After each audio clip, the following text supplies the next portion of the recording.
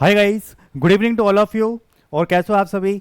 तो गाइस आज हम इस सीरीज के अंदर आगे बढ़ेंगे और लास्ट क्लास के अंदर जितने भी हमने क्वेश्चंस कवर किए थे उनका जो पीडीएफ है वो आपको टेलीग्राम चैनल पे मिल जाएगा। तो टेलीग्राम चैनल के लिए आप पवन चंदानी सर टेलीग्राम पे सर्च करिए, वहाँ पर आपको उन सारी क्लासेस का जो पीडीएफ है वो विद सोल्यूशन मिल जाएगा। ठीक है, तो आज हम आगे बढ़ते हैं फिर, और स्टार्ट करने से पहले डिस्कस कर लेते हैं। अनअकैडमी प्लस पर जितने भी प्लस सब्सक्रिप्शन है उस पर आपको दिया जा रहा है 60% का डिस्काउंट। ठीक है, तो एसएससी जेई के लिए चाहे फिर वो कोई भी आपका कैटेगरी हो सकता है, चाहे आप इलेक्ट्रिकल से हो, मैकेनिकल से हो, सिविल से हो, सब जितने भी ब्रांचेज हैं सब पर आपको 60% का डिस्काउंट मिलेगा। 6 मंथ का सब्सक्रिप्शन 3199, 12 मंथ का सब्सक्रिप्शन 4799, 24 मंथ का subscription 6399 using the code Tesla ten. Tesla ten code को यूज करोगे तभी ये डिस्काउंट एक्टिव होगा। ठीक है, इसके बाद अगर हम बात करें नेक्स्ट,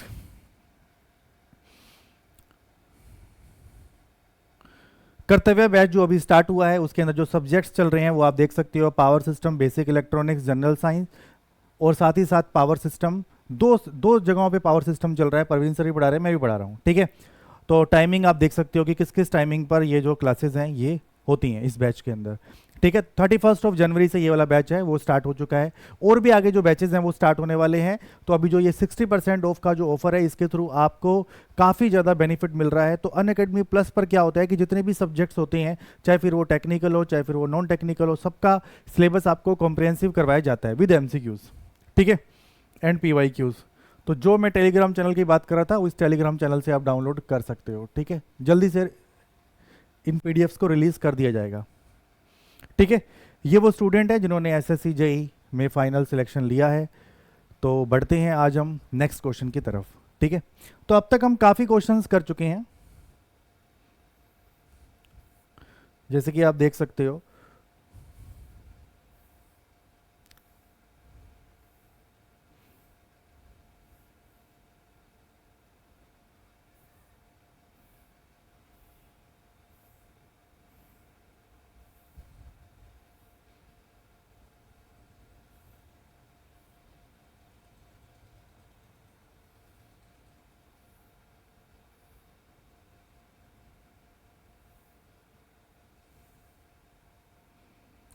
चलिए, तो ये था हमारा लास्ट क्वेश्चन जो हमने इससे पहले वाला जो सेशन था उसमें ये लास्ट क्वेश्चन था।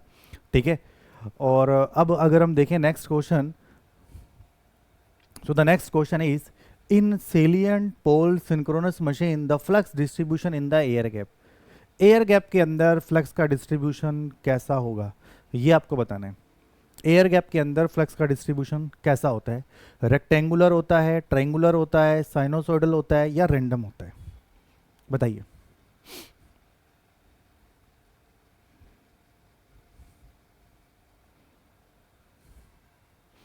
रेक्टेंगुलर होता है, ट्रायंगुलर होता है, साइनोसॉइडल होता है, या रैंडम होता है?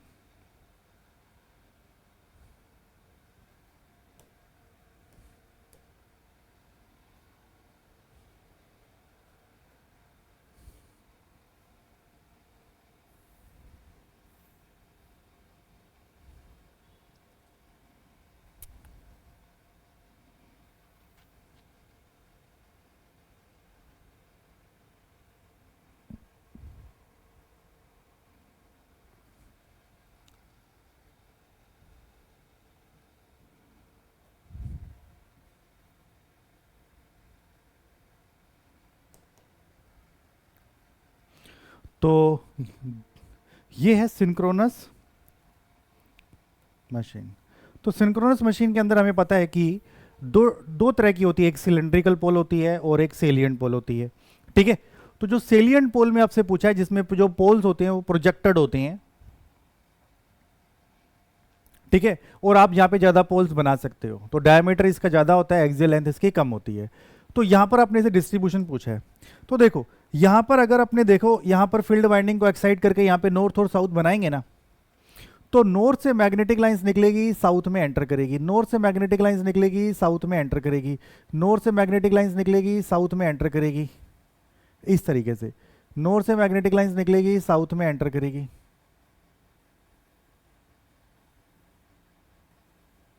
इस तरीके से इस तरीके से इसका डिस्ट्रीब्यूशन होगा। तो अगर मैं स्पेस में कोई भी एक एंगल ले लूं,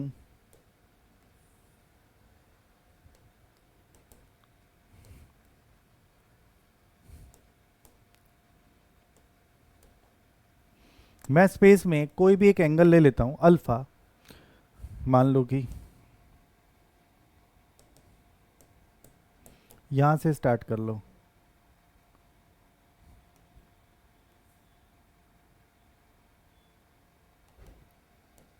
that is alpha equal to 0 degree. तो यहां पर देखो मैग्नेटिक लाइंस बहुत ही कम है, मैग्नेटिक लाइंस यहां पे बहुत ही कम है। इसके बाद आप यहां जाओगे तो यहां पे मैग्नेटिक लाइंस अल्फा कितना हो जाएगा, 90 डिग्री। ठीक है, तो फ्लक्स हमारा बढ़ेगा। फिर उसके बाद में अल्फा कितना हो जाएगा, यहां पे 180 डिग्री। फिर यहां पे अल्फा कितना हो जाएगा, that is 270 degree. And here alpha is 0 degree or 360 degree, एक चक्कर हो जाएगा पूरा। ठीक है, तो यहां पर आप देखिए, जब आप यहां पे चेक करो, इस जगह पे चेक करो, तो मैग्नेटिक लाइंस यहां पे कम है, क्योंकि मैग्नेटिक लाइंस पोल से तो निकल रही हैं, तो फ्लक्स यहां पे तो बहुत ज्यादा है, फिर यहां आते आते कम, फिर बढ़ना शुरू होता है, फिर और बढ़ता है। ठीक है, तो इस साइड पर अगर देखा जाए तो फ्लक्स बहुत ही कम है, उसकी जो वैल्यू है वो बहुत ही कम है, 90 डिग्री तक बढ़ रही है, 90 डिग्री के बाद में फिर से घट रही है, और फिर से ये 270 डिग्री। ये देखो alpha 0 degree, 90 degree, 180 degree, 270 degree, 360 degree. समझे, 0 degree, 90 degree, 180 degree, 270 degree, 360 degree. तो यहां से आप देख सकते हो कि फ्लक्स का डिस्ट्रीब्यूशन कैसा है, साइनोसॉइडल। बट होता क्या है कि जो ये पोल्स है ना, पोल के पास में, पोल के पास में फ्लक्स का डिस्ट्रीब्यूशन लगभग कांस्टेंट होता है। ठीक है, तो इसका आंसर क्या होना चाहिए, इसका आंसर होना चाहिए flat topped.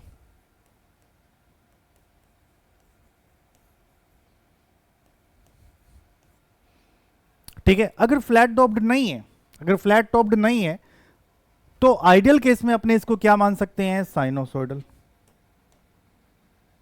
That is sinusoidal आप मान सकते हो।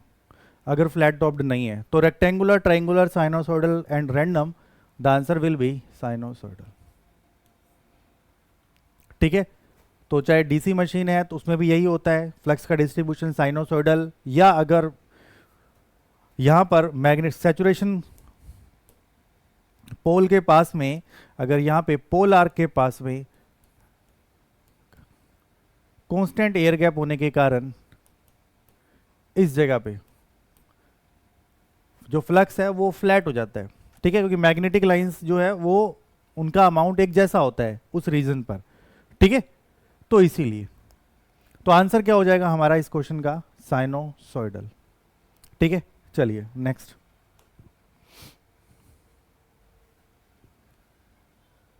If a dash is connected between known reference nodes, then they form supernode।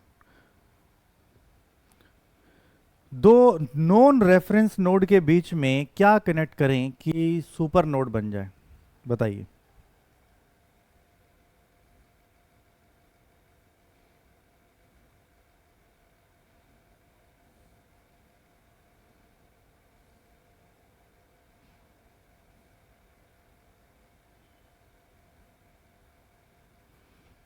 दो नॉन रेफरेंस नोड के बीच में क्या कनेक्ट करें कि सुपर नोड बन जाए।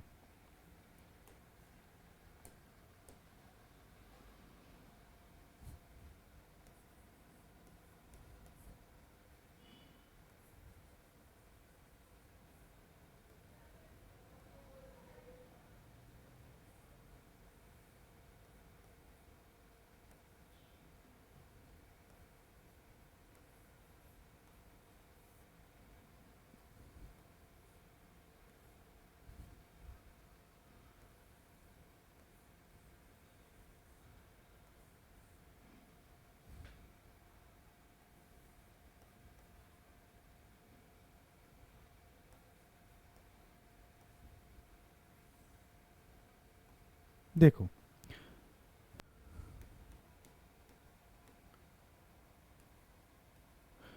यहां पर मैंने एक सर्किट लिया है, इसमें ना इस चीज को समझना कि नॉन रेफरेंस क्या होता है। रेफरेंस नोड वो होता है जिसके रिस्पेक्ट में हम बाकी नोड्स का पोटेंशियल जो है वो डिफाइन करते हैं। जैसे कि मैंने ये वाला V2 डिफाइंड है, तो ये किसी ना किसी रेफरेंस नोड के रिस्पेक्ट में डिफाइंड है। तो रेफरेंस नोड जनरली अपने ये नीचे वाला पॉइंट लेते हैं, ग्राउंड, जिसका पोटेंशियल अपने को ऑलरेडी पता होता है 0। तो ये भी रेफरेंस नोड है, तो ये भी रेफरेंस नोड है, सेम पोटेंशियल पर है, ये भी 0, ये भी 0। समझे? तो ये तो रेफरेंस नोड है, इनके बीच में नहीं बोला उसने। उसने बोला है कि नॉन रेफरेंस नोड। तो नॉन रेफरेंस नोड कौन से हो गए? जैसे कि ये हो गया ए, ये हो गया बी। इनके बीच में क्या कनेक्ट हो कि सुपर नोड बन जाए? तो इनके बीच में क्या कनेक्ट हो कि सुपर नोड बन जाए? That is voltage source. जब इनके बीच में वोल्टेज सोर्स कनेक्ट होगा तो बनेगा सुपर नोड।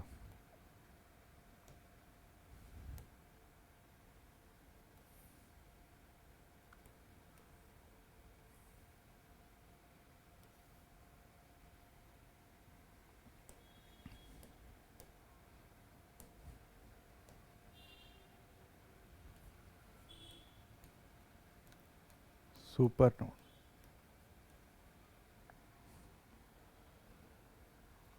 ठीक है। तो दो नोड के बीच में अगर वोल्टेज सोर्स आ रहा है तो वो सुपर नोड बनता है, ठीक है। अगर यहां पर दो ब्रांच के बीच में, अगर दो मेश के बीच में, अगर इस क्वेश्चन के अंदर होता between two meshes,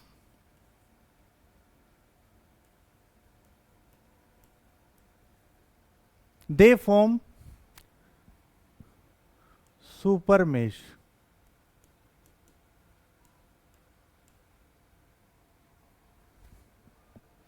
they form super mesh.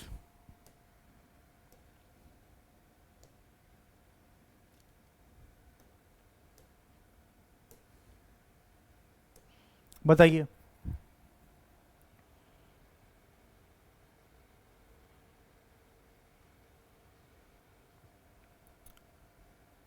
तो क्या होगा हमारे इस क्वेश्चन का आंसर?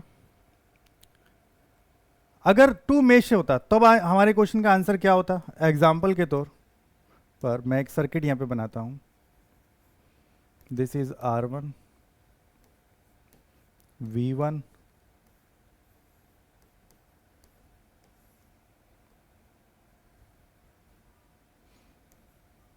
I1,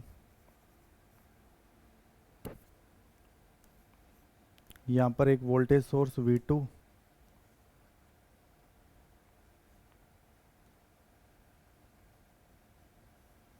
यहां पर एक वोल्टेज सोर्स V3, ये R1, ये R2, ये R3। अब यहां पर अपने को देखने हैं मेशेस कितने हैं। तो मेशेस क्या होता है? मेश वो होता है एक ऐसा लूप जिसके अंदर कोई और लूप ना हो। तो जैसे कि ये एक मेश होगा, ये एक मेश होगा, ये एक मेश होगा, I1, I2, I3, तीन इसमें मेश है। लेकिन दो मेश ऐसे हैं जिनके बीच में क्या आ रहा है? Current source. तो इनको दो नहीं मानेंगे, इनको एक ही मानेंगे। तो ये क्या बन जाएगा? Super mesh.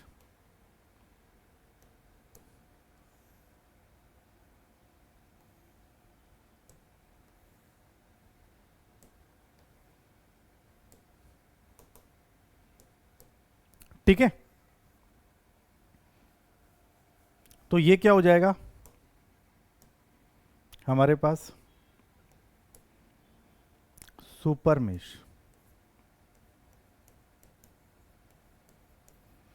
तो दो मेश के बीच में अगर करंट सोर्स आ रहा है तो उसको सुपर मेश बोलेंगे। दो नोड के बीच में अगर वोल्टेज सोर्स आ रहा है तो उसको सुपर नोड बोलेंगे, ठीक है। तो हमारा इस क्वेश्चन का आंसर हो जाएगा वोल्टेज सोर्स, क्योंकि हमसे सुपर नोड पूछा है। अगर सुपर मेश पूछता तो करंट सोर्स आंसर आता। दोनों मैंने एक्सप्लेन कर दी हैं, ठीक है। चलिए next.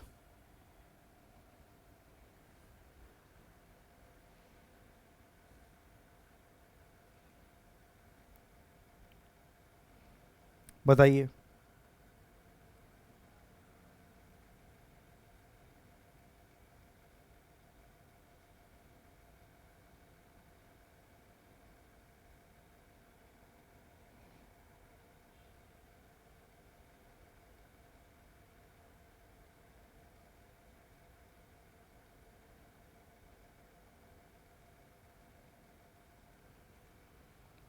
Which type of wiring is mostly preferred for temporary installation, mostly preferred for temporary installation. तो टेम्परेरी इंस्टॉलेशन में अपने किस टाइप की वायरिंग यूज करते हैं, conduit wiring, क्लीट wiring, TRS wiring या लेड शीट वायरिंग, कौन सी वायरिंग यूज करते हैं?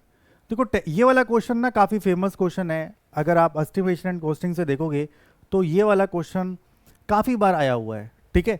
और जनरली जो क्लीट वायरिंग होती है इससे इस टाइप का क्वेश्चन आता ही है, ठीक है। इस पे यही वाला क्वेश्चन बनता है कि टेम्परेरी इंस्टॉलेशन में जो वायरिंग यूज होती है दैट इज क्लीट वायरिंग, ठीक है। चलिए नेक्स्ट बताइए।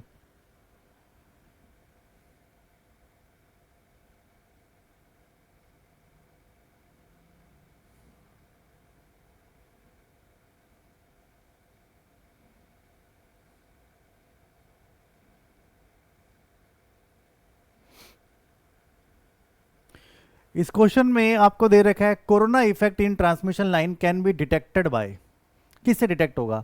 Hissing sound, faint luminous, presence of ozone which is detected by odour, ठीक है। मतलब साउंड आएगा या कुछ रोशनी निकलेगी, ठीक है, या ओजोन गैस का प्रेजेंस होगा जो कि स्मेल से पता लग जाएगा कि ओजोन गैस का प्रेजेंस हो रहा है। तो किन से पता लगता है कि कोरोना का इफेक्ट है इस ट्रांसमिशन लाइन पर, बताइए।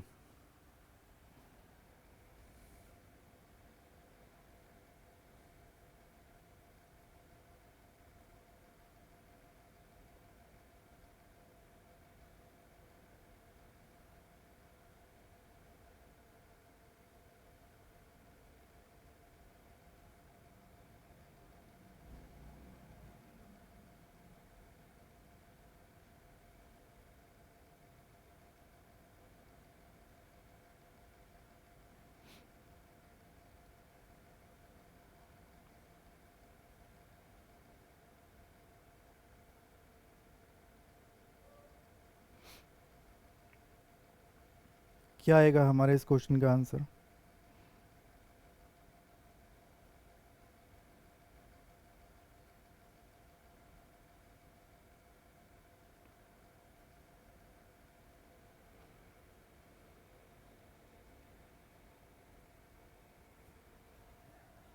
देखो कोरोना का जब भी इफेक्ट आता है ना,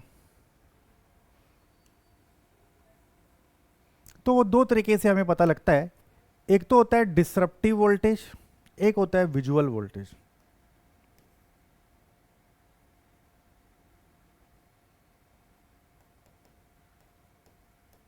विजुअल वोल्टेज एक होता है डिसरप्टिव।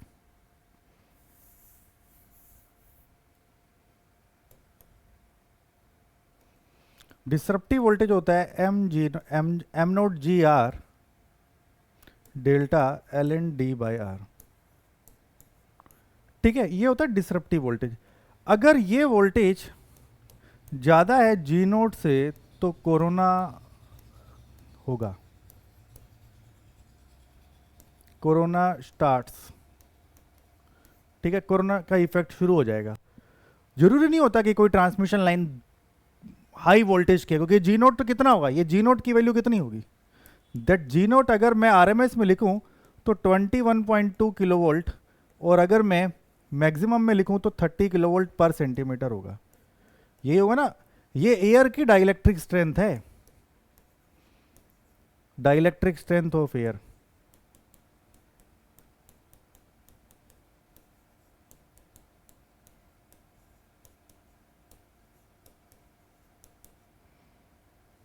ठीक है,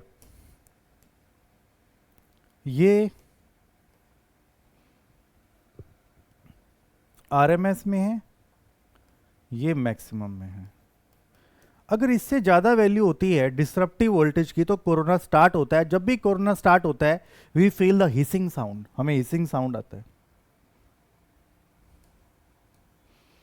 हिसिंग साउंड के साथ, हिसिंग साउंड के साथ ओजोन गैस भी रिलीज होती है, लेकिन ओजोन गैस रिलीज तब होती है जब एक वोल्टेज होती है क्रिटिकल विजुअल वोल्टेज, ठीक है। अगर ये वाली वोल्टेज हो जाती है, अगर ये वाली वोल्टेज तक रीच कर जाती है तो यहां से अपने को वायलेट कलर भी अमिट्स होता है, वायलेट लाइट अमिट, ठीक है। या आप बोल सकते हो कि यहां से एयर का ब्रेकडाउन होता है, एयर ब्रेकडाउन। जब एयर के मॉलिक्यूल का ब्रेकडाउन होगा तो वायलेट कलर की लाइट निकलेगी और उसके साथ ओजोन गैस भी रिलीज होती है, प्लस O3। तो वायलेट कलर की लाइट भी निकली, अगर विजुअल वोल्टेज आ रहा है, जो विजुअल वोल्टेज डिस्रप्टिव से ज्यादा है, तो अगर कोरोना आ ही रहा है तो वो हिसिंग साउंड भी आएगा, वायलेट लाइट भी निकलेगी, ओजोन गैस भी रिलीज होगी, ठीक है। तो तीनों ही, मतलब ट्रांसमिशन लाइन में अगर O3 निकल रहा है, स्मेल आ रही है ओजोन गैस की, तो भी अपने बोलेंगे क्या कि प्रेजेंस है, ठीक है, कि जो कोरोना का इफेक्ट आ रहा है। हिसिंग साउंड आ रहा है तो भी अपने बोलेंगे कि कोरोना का इफेक्ट है। अपने को फेंट लुमिनस दिख रहा है या वायलेट लाइट दिख रही है शार्प एजेस पे, तब भी अपने बोलेंगे कि कोरोना है। तो 1 2 3 डी ऑप्शन हो जाएगा, ठीक है। चलिए next question. Next question, when fault current is 200 ampere, when fault current is 200 ampere, relay setting is 50%,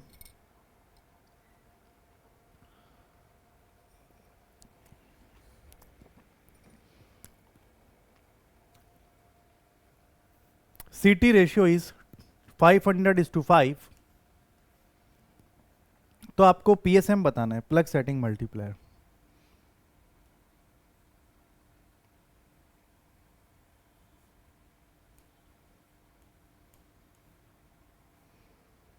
कितना होगा?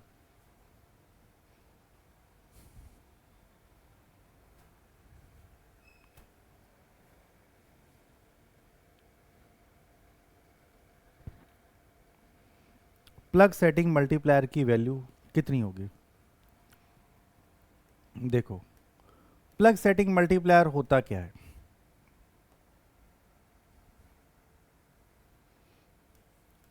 Fault current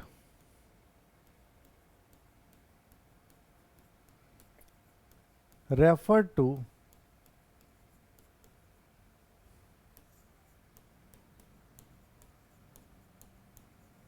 secondary side of CT, fault current referred to secondary side of CT divide by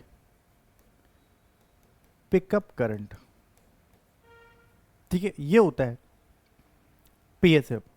तो fault current secondary side of city कितना आएगा जरा बताइए। जैसे कि ये एक लाइन है, अब इस लाइन में जब भी फॉल्ट आएगा ना, जैसे कि अगर सपोज इस लाइन में यहां पे कोई फॉल्ट आता है तो करंट बहुत भयंकर करंट आएगी, और ये करंट अपने को दे रखी है कितनी है, 2000 एम्पियर। 2000 एम्पियर बहुत ज्यादा करंट होती है। अब इस करंट को डायरेक्टली तो अपना इंस्ट्रूमेंट मेजर करेगा नहीं, तो वहां पे अपने क्या लगाते हैं, सीटी।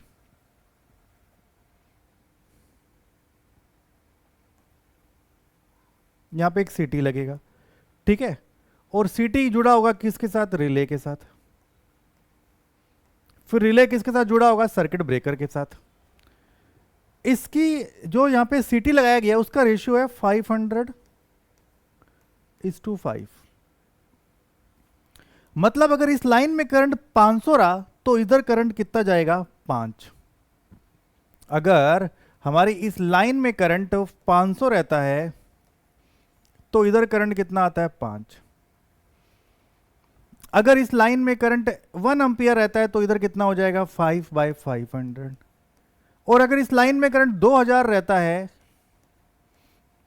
तो ये वाला करंट कितना आएगा, 5/500 इंटू 2000, तो कितना हो जाएगा, दैट इज 20 एम्पियर। तो 20 एम्पियर का जो करंट है वो सेकेंडरी साइड ऑफ सिटी अपने को मिलेगा। मतलब अगर यहां पे करंट 2000 आ रहा है ना, 2000 एम्पियर, तो इसके हिसाब से करंट कितना हो जाएगा, 20 एम्पियर। यहाँ पे 20 एम्पियर करंट आएगा। 20 एम्पियर करंट को तो अपना रिले सेंस कर लेगा, ठीक है, इस हिसाब से तो इसको बनाया गया होता है, ठीक है। अब इस पे रिले एक्टिव होगा नहीं होगा वो डिपेंड करता है पीएस पिकअप करंट के ऊपर। पिकअप करंट वो वैल्यू होती है जहां पे रिले स्टार्ट हो जाता है, जहां पे जो रिले है वो एकदम से एक्टिव हो जाता है, जो सर्किट ब्रेकर है वो अपनी वर्ज ऑफ ऑपरेशन पे आ जाता है कि आप सर्किट ब्रेकर काम कर सकता है, अब वो किसी और चीज का वेट कर रहा है बस। तो उसके लिए अपने को देखना होता है पिकअप करंट। तो पिकअप करंट क्या होता है, पिकअप करंट होता है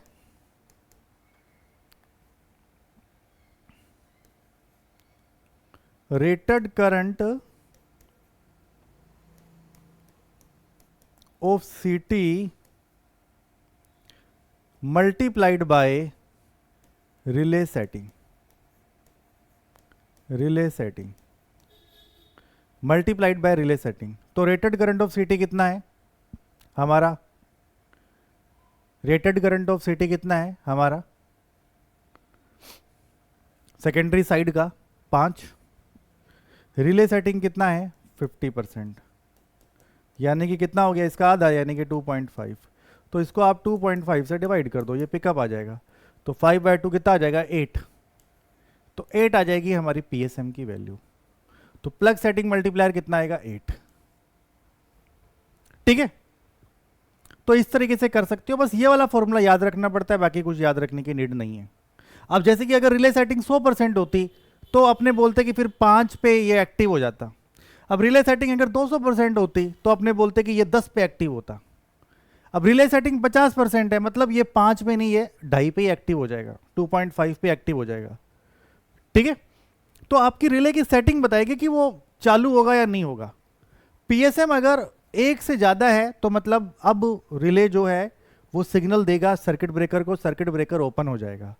बट अब क्या होता है कि वहां पर टाइम मल्टीप्लायर सेटिंग भी होती है, तो वहां पर एक टाइम भी होता है कि भाई कितना टाइम लेगा ऑपरेट होने में, ठीक है।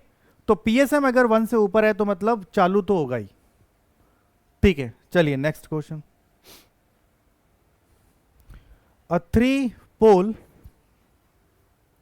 4-पोल 3 फेज इंडक्शन मोटर जिसमें synchronous speed revolution per second दे रखा है हमें 25 रिवोल्यूशन पर सेकंड, फ्रीक्वेंसी आपसे पूछी है स्टेटर की।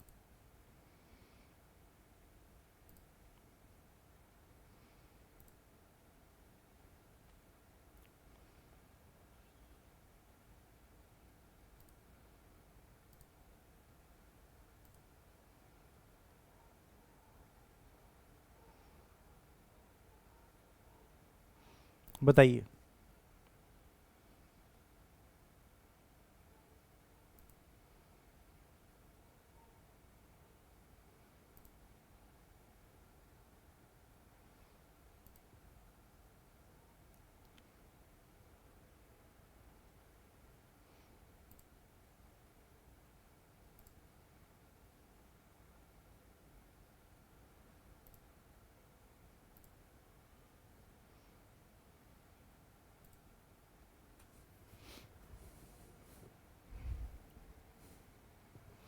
अब 4-पोल 3 फेज इंडक्शन मोटर है, सिंक्रोनस स्पीड 25 रिवोल्यूशन 1 सेकंड में है, तो आपको स्टेटर की फ्रीक्वेंसी बतानी है।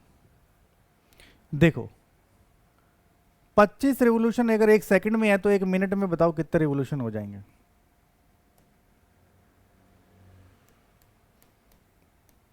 कितने रिवोल्यूशन हो जाएंगे, 60 से मल्टीप्लाई कर दो तो कितना हो जाएगा 1500 आरपीएम।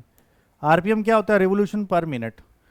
भाई 25 1 सेकंड में है तो 1 मिनट में कितने होंगे, 60 से मल्टीप्लाई कर दो, क्योंकि 1 मिनट में 60 सेकंड होते हैं। अगर 1 सेकंड में 25 रिवोल्यूशन हो रहे हैं तो 60 सेकंड में कितने हो जाएंगे 1500 रिवोल्यूशन। तो 1500 रिवोल्यूशन 60 सेकंड में हुए या 1 मिनट में हुए, तो 1500 आरपीएम का तो हो जाएगा हमारा स्पीड। तो आपसे पूछा है कि फ्रिक्वेंसी कितनी होगी, तो हमें पता है कि भाई एन कितना होता है 120 F/P। तो यहाँ से फ्रिक्वेंसी कितना आ जाएगा PNS/120। नंबर ऑफ पोल्स कितने हैं 4, ये कितना है 1500, और ये कितना है 120, कितना आ जाएगा काटोगे तो, दैट इज 50 हर्ट्स। ठीक है। अगर कोई भी आपको लगता है कोई क्वेश्चन समझ में नहीं आता तो आप कमेंट्स के अंदर डाउट रेज कर सकते हो, नेक्स्ट सेशन के अंदर बता दूंगा। चलिए next question.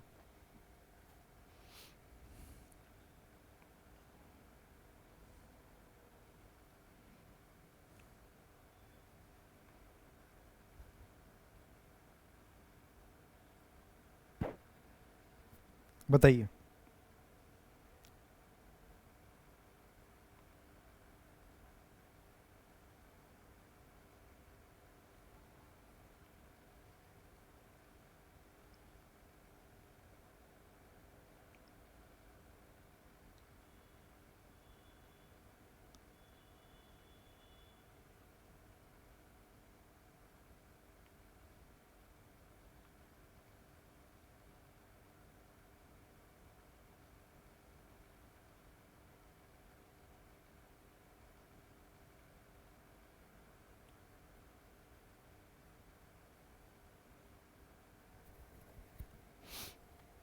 If delta is the loss angle of the cable then its power factor, तो पावर फैक्टर बताओ कितना होगा।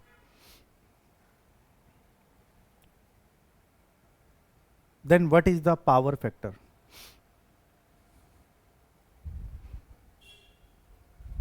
पावर फैक्टर आपसे पूछा है कि पावर फैक्टर कितना होगा।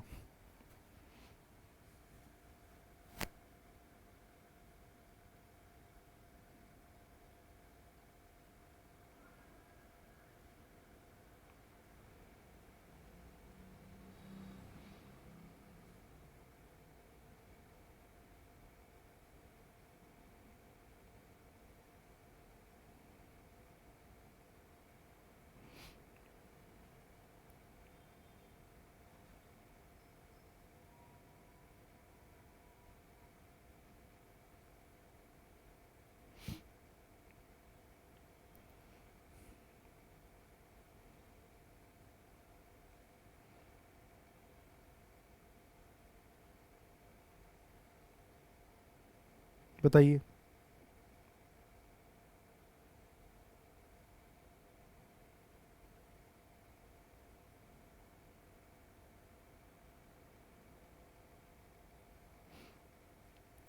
पावर फैक्टर कितना होगा।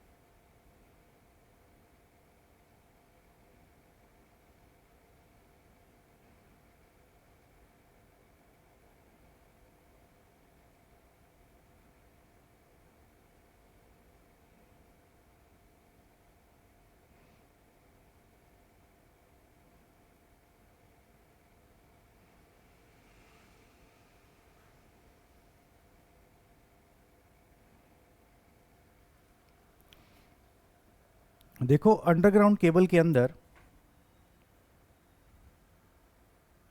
चार्जिंग इफेक्ट आता है, और उस चार्जिंग इफेक्ट के अंदर अपने क्या करते हैं, चार्जिंग करंट के लिए अगर ये वोल्टेज है,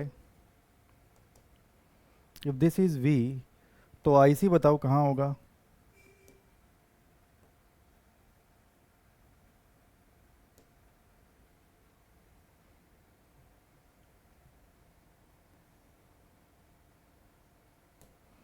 ये हो जाएगा IC,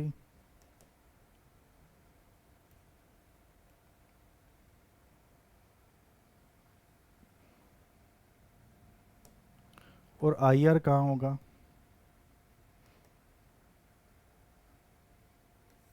ये हो जाएगा आई आर।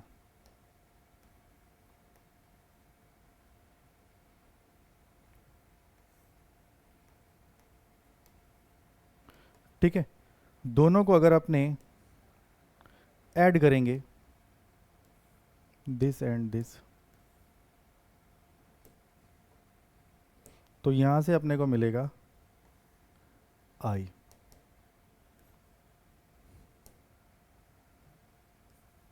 ठीक है, ये जो एंगल होता है, इस एंगल को बोलते हैं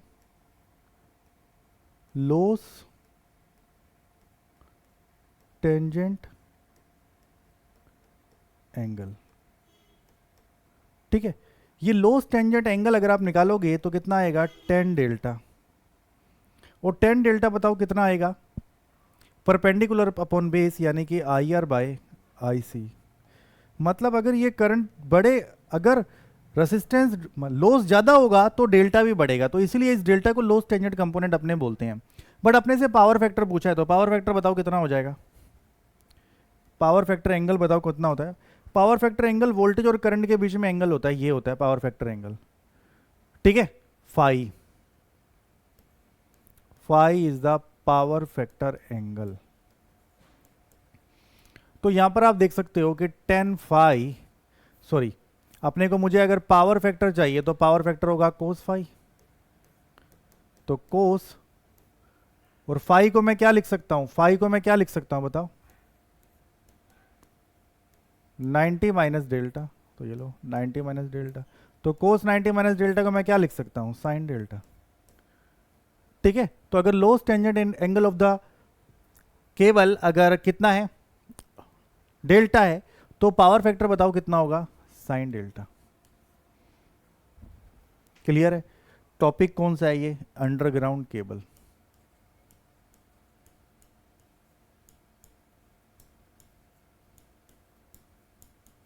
अंडरग्राउंड केबल से ये क्वेश्चन है। ठीक है, चलिए अगला क्वेश्चन। नेक्स्ट, एक ट्रांसफार्मर है जो कि 2200 वोल्ट और 440 हर्ट्ज सप्लाई के साथ कनेक्टेड है। कोर लॉस उसके 800 वोट हैं, out of 600 watt are due to hysteresis and remaining are due to eddy current. ठीक है, तो यहां पर देखिए,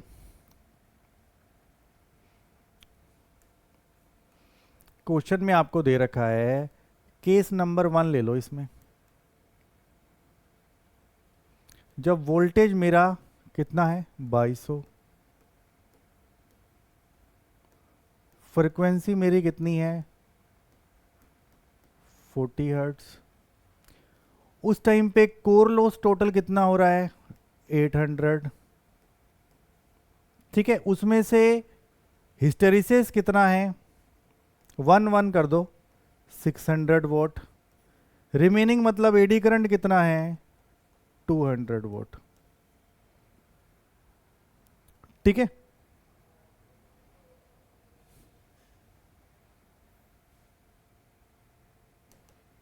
अब आता है केस नंबर 2।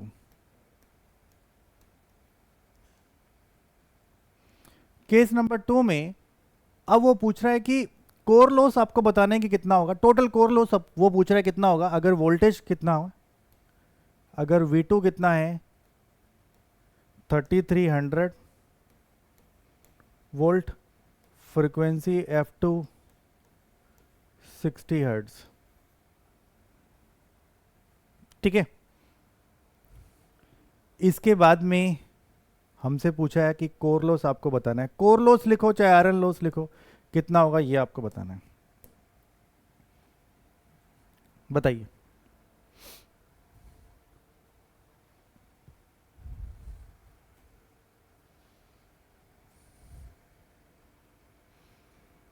बताइए।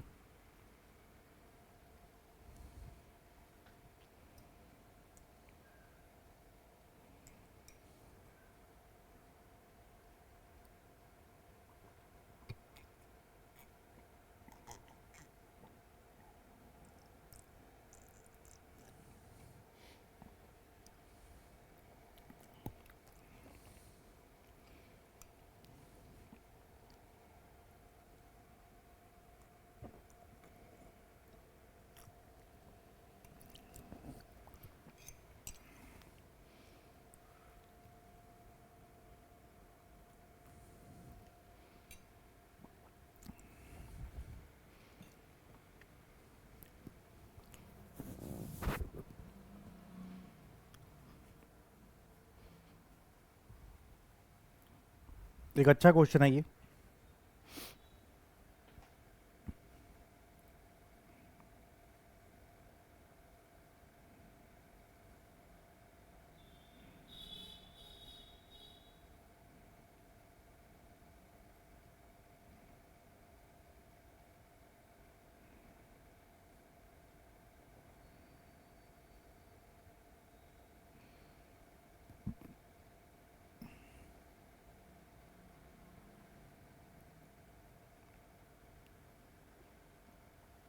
बताइए, देखो यहां पर ना वोल्टेज और फ्रीक्वेंसी को चेंज किया गया है, तो आपको यहां पर एक चीज देखना होगा कि मैंने आपको इस तरह का क्वेश्चन भी एक करवाया था इस सीरीज के अंदर। आपको V बाय एफ का रेशियो चेक करना है कि क्या कांस्टेंट है या नहीं है। V1 by F one equal to V2 by F two है या नहीं है, ये आपको चेक करना है। ठीक है, तो पहले कितना है 2240 पर, फिर 33 160 पर, काटोगे तो कितना वैल्यू आएगी 55। 55 इसका मतलब V बाय एफ का रेशियो कांस्टेंट है, और अगर V बाय एफ का रेशियो कांस्टेंट होता है तब हम कह सकते हैं कि जो हिस्टेरिसिस लॉस है that is proportional to F and eddy current loss proportional to F square. मतलब अगर आप फर्स्ट इक्वेशन बनाओगे ना, तो फर्स्ट इक्वेशन में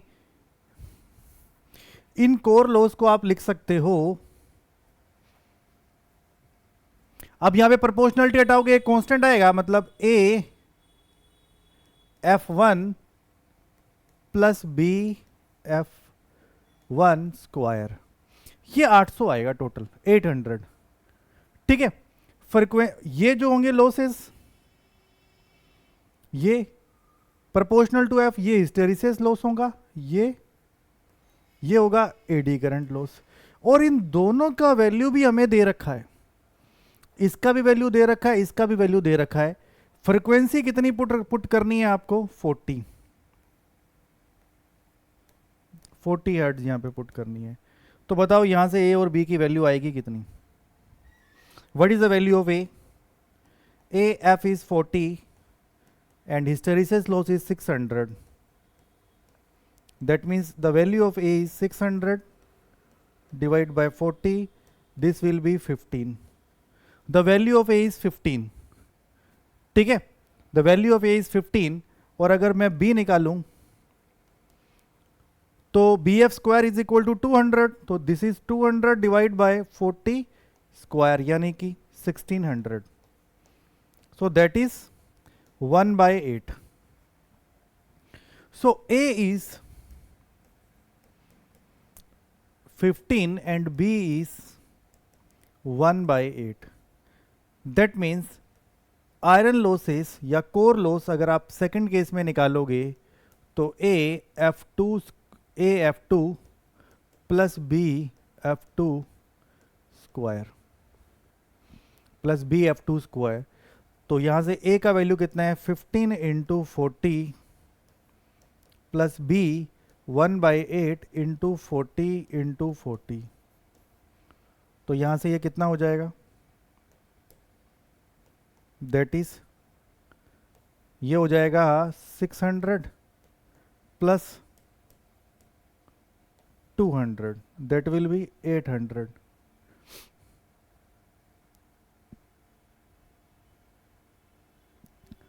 B F square, sorry frequency हमारे यहाँ पे 40 नहीं है ना, वो तो 800 वही आ गया आंसर, वो तो 800 वही आंसर आ गया। फ्रीक्वेंसी हमारी यहाँ पर 40 नहीं है, फ्रीक्वेंसी हमारी यहाँ पे कितनी है 60।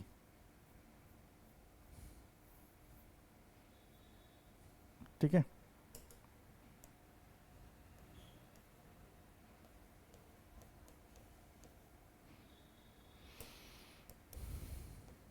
तो यहां से ये कितना हो जाएगा 900 प्लस इसको सोल्व करोगे कितना हो जाएगा, किस पे जाएगा ये बताइए, किस पे जाएगा, ये गया 4 दैट इज 30,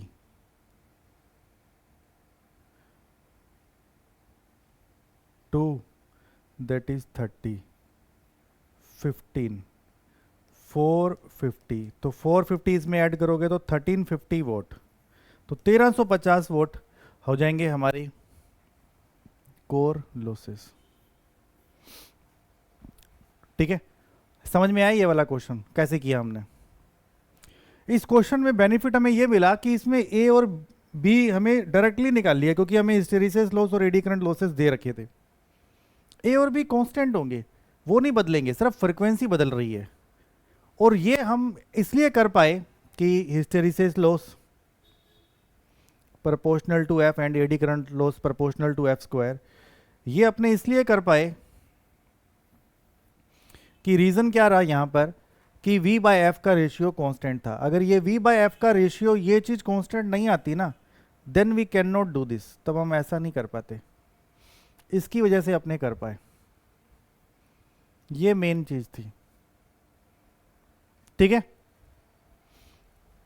समझ में आया नहीं आया बताइए, समझ में आया नहीं आया? चलिए नेक्स्ट क्वेश्चन।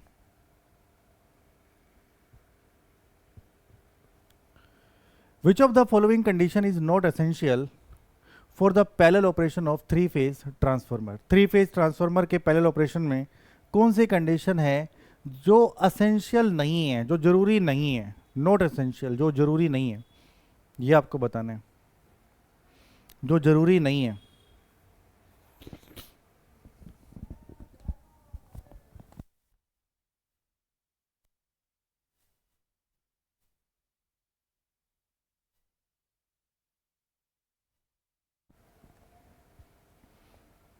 जो जरूरी नहीं है, बताइए।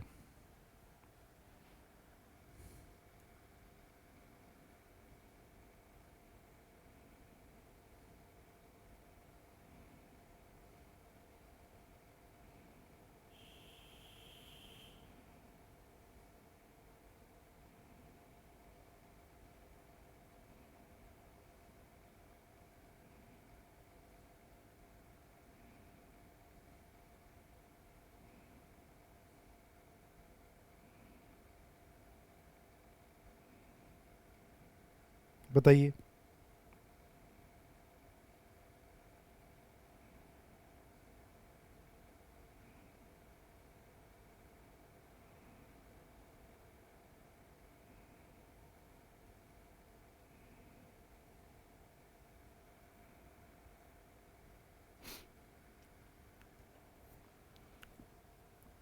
Same voltage ratio, same voltage referring to primary ratio and primary ratio and same voltage to secondary to be connected in parallel, क्या ये जरूरी नहीं है? तो जरूरी है, असेंशियल है, ये तो असेंशियल है, ये तो हमारे क्वेश्चन का आंसर नहीं होगा, ये नहीं हो सकता। The phase difference between primary and secondary must be same for all the transformer connected in parallel.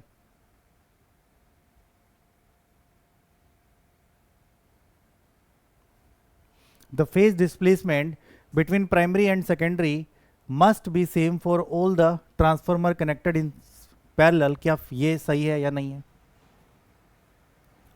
ठीक है, ये भी असेंशियल है, तो ये भी आंसर नहीं होगा। द पोलारिटी में भी डिफरेंट, पोलारिटी अलग अलग हो सकती है। अगर लिखा होता ना पोलारिटी मस्ट बी सेम, तो अपने बोलते कि वो असेंशियल है, वो असेंशियल है। पूछा क्या? नॉट एसेंशियल, जरूरी नहीं है। तो पोलारिटी पोलारिटी डिफरेंट है, ये असेंशियल नहीं है। असेंशियल क्या है? पोलारिटी सेम असेंशियल है। बात समझ में आई? पोलारिटी में भी डिफरेंट जो बोल रहा है कि पोलारिटी अलग अलग हो, क्या ये असेंशियल नहीं है? हाँ, नहीं है असेंशियल।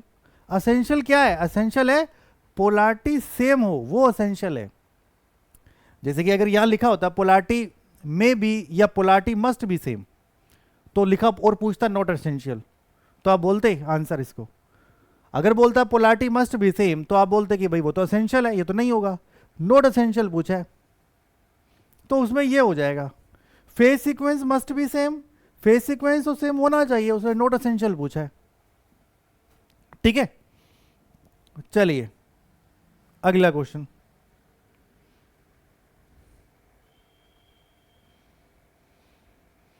नेक्स्ट क्वेश्चन बताइए।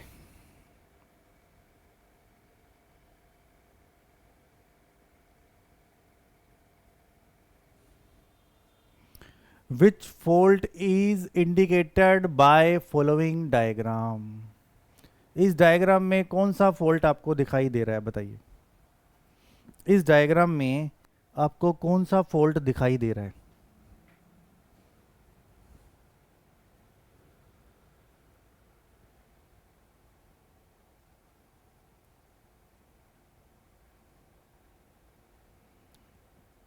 Which fault is indicated.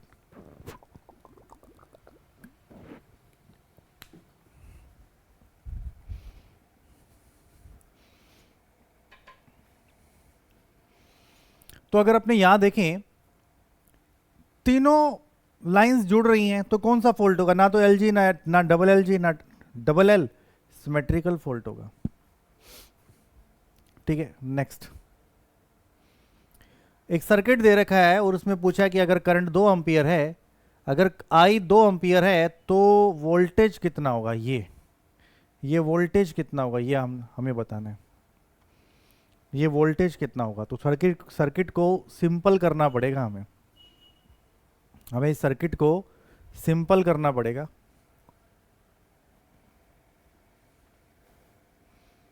तभी बात बनेगी।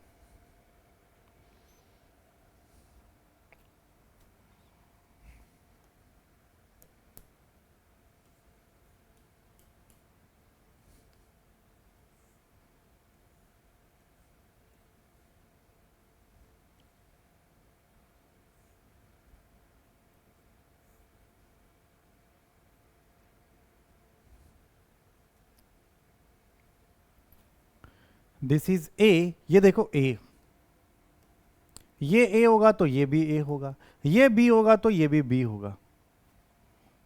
तो this is A and this is B. फिर देखिए ए और बी में 1 ओम का रेसिस्टेंस है,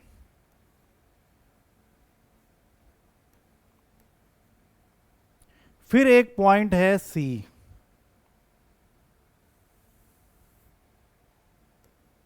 फिर एक पॉइंट है सी, सी चाहे इधर इधर बना लो। वो कह रहा है कि ए और सी में एक रेसिस्टेंस है 0.5 ओम का, 0.5 ओम का रेसिस्टेंस है। करंट कितना है इसमें, 2 एम्पियर बोल ही रहा है। ठीक है, फिर बी सी, ये भी बी और सी, इनका तो पैरेलल कॉम्बिनेशन आप कर दो ना, बी और सी का 1 और 1 कितना हो गया 0.5, तो बी और सी में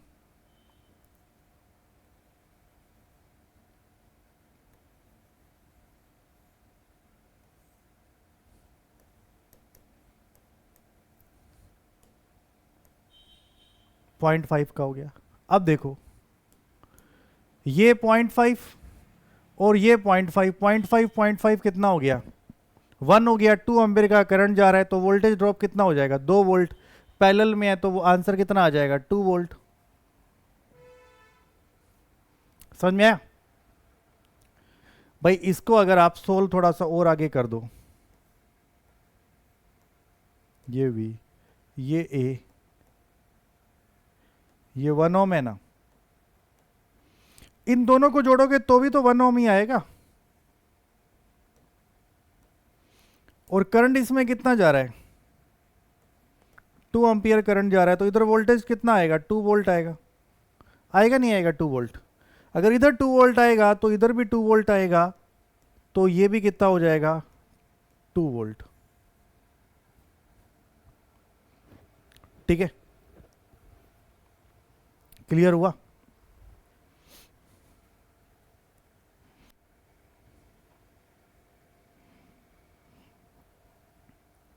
चलिए नेक्स्ट,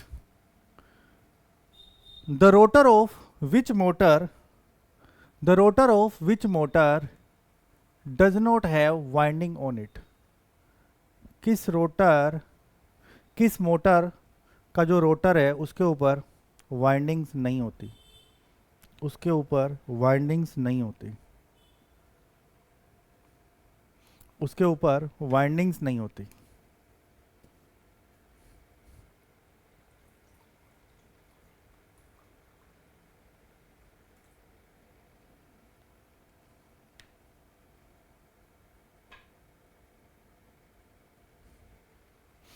बताइए, repulsion motor, hysteresis motor.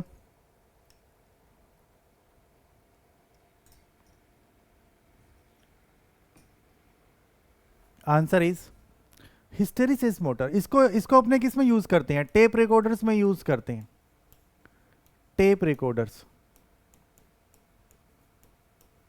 Tape recorders में यूज इसलिए करते हैं, साइलेंट होती है। अदरवाइज रिकॉर्डिंग डिवाइसेस के अंदर भी इस मोटर को यूज करते हैं, साइलेंट ऑपरेशन होता है क्योंकि वाइंडिंग नहीं होती। ठीक है, अल्किनो मटेरियल होता है जहां पे हिस्टेरिसिस लॉसेस बहुत ज्यादा होते हैं, वही हिस्टेरिसिस लॉसेस जो होते हैं फिक्स पोल बनाते हैं जिसकी वजह से ये घूमती है।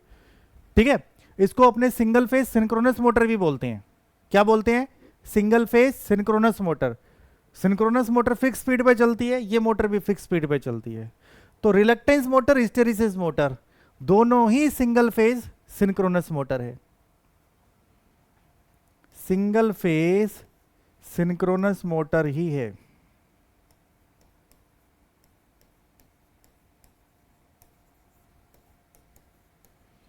कौन सी मोटर,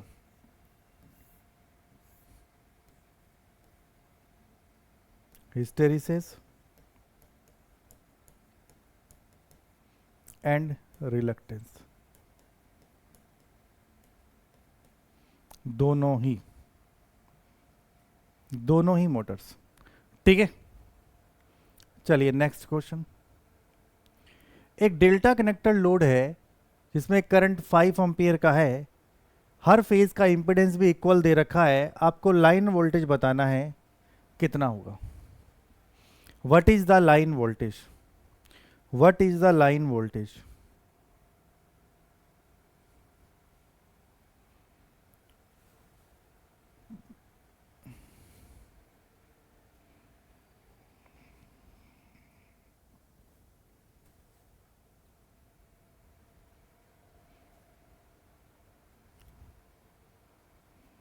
लाइन वोल्टेज कितनी होगी,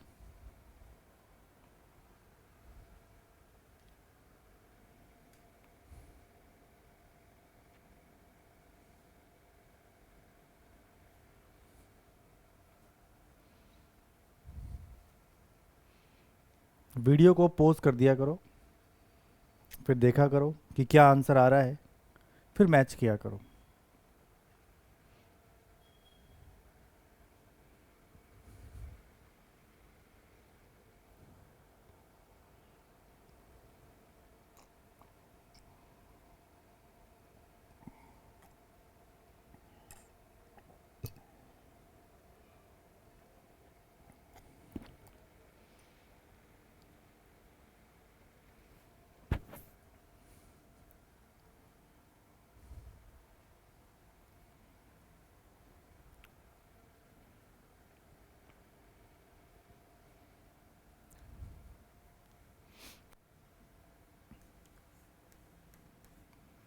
देखिए डेल्टा कनेक्टेड लोड है और यहां से देख के पता लग रहा है जे की टर्म पॉजिटिव है, मतलब इंडक्टिव लोड है।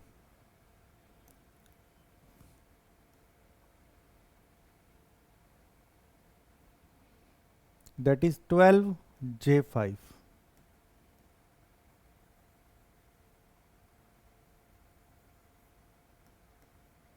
J5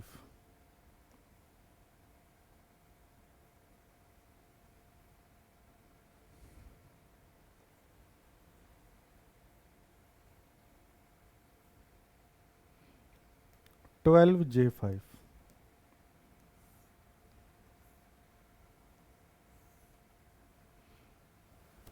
करंट जो जा रहा है फेज में वो जा रहा है 5 एम्पियर। तो अपने पहले फेज वोल्टेज ही निकाल लो, फेज वोल्टेज निकाल लो कि किसके बराबर आएगी, फेज वोल्टेज लाइन वोल्टेज के बराबर ही आएगी। ठीक है, तो करंट कितना है, phase current multiplied by impedance पर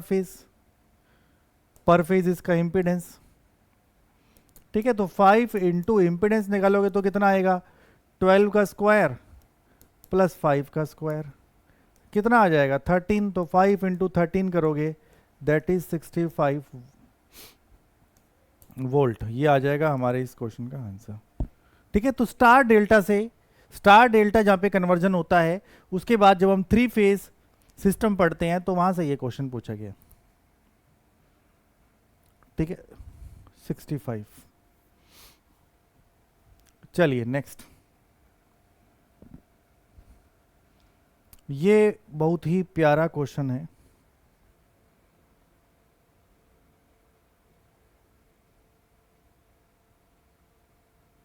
बताइए,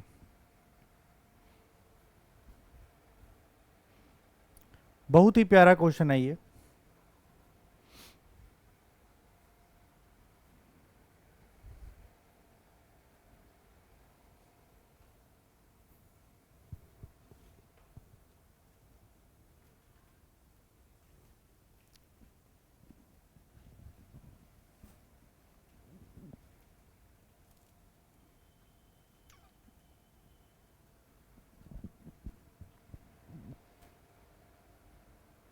एक एसी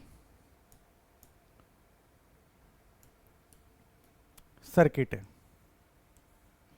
ठीक है, सोर्स करंट आपको बतानी है इसमें कितनी होगी, मतलब ये वाली करंट IS कितना होगा। अब देखने में लग रहा है कि ये क्वेश्चन काफी ट्रिकी क्वेश्चन है, ठीक है, बट ये इस क्वेश्चन का एक शॉर्ट ट्रिक है। इस टाइप के कितने भी क्वेश्चंस आए उसकी एक शॉर्ट ट्रिक भी है, बस उसका एक ही तरीका है। अगर इस तरह का क्वेश्चन आता है फिर आपको कभी भी दिक्कत नहीं आएगी।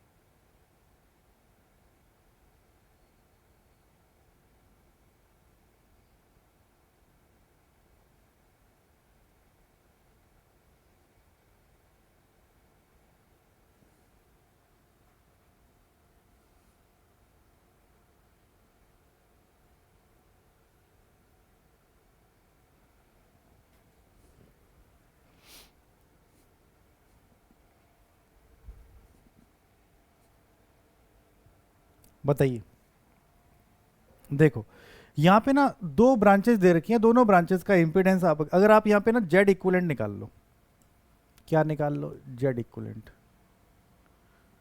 जेड इक्विवेलेंट कैसे निकालोगे, ये कितना हो जाएगा 60 प्लस जे 60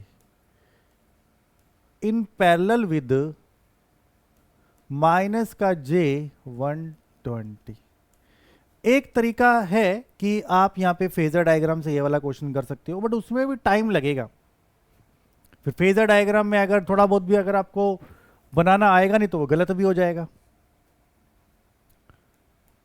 तो 60 प्लस जे 60 इंटू माइनस का जे 120 डिवाइड बाय 60 प्लस जे 60 माइनस का जे 120।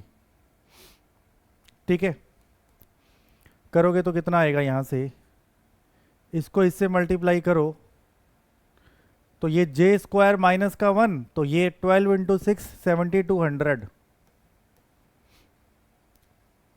माइनस का जे, इसको इससे मल्टीप्लाई करोगे तो 7200 ही आएगा।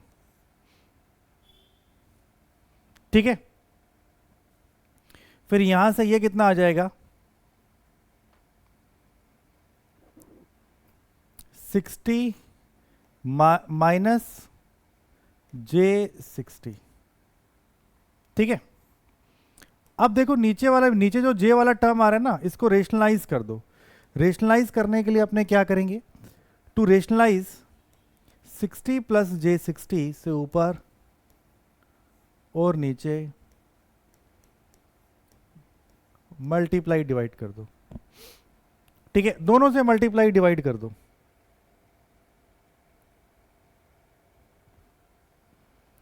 या एक और भी तरीका है,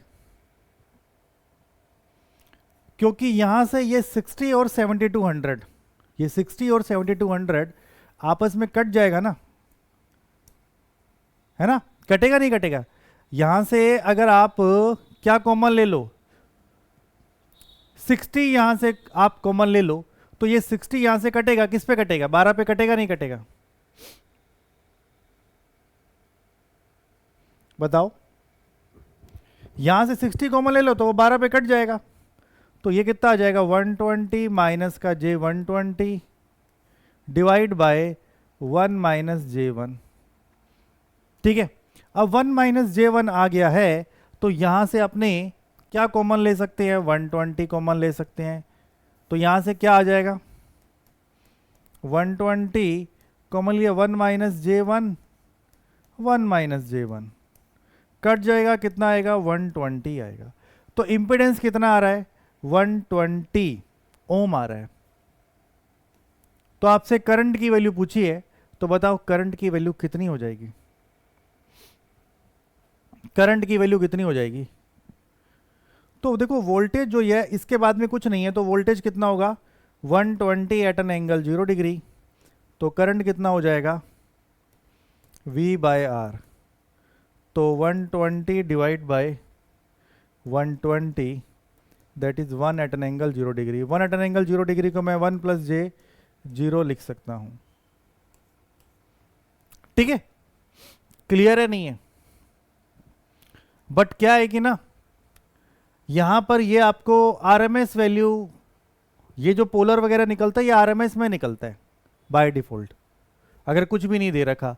या तो वो मैक्सिमम में बोलता तो अपने फिर भी ये आंसर देते, अदरवाइज ये आंसर बताऊं क्या आना चाहिए, ये आंसर आना चाहिए 1 बाय रूट 2, क्योंकि इसको अपने को 120 रूट 2 लेना पड़ेगा। ठीक है, तो 1 by root 2 at an angle 0 degree, so 1 by root 2 यानी कि 0.707 प्लस जे 0, ये आंसर आएगा। ठीक है, ऑप्शन सही नहीं है। चलिए अगला क्वेश्चन।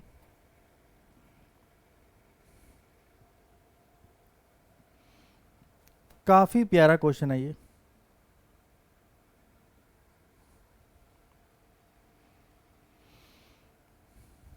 इंसुलेटर से ये क्वेश्चन पूछा गया है। टॉपिक क्या है, इंसुलेटर।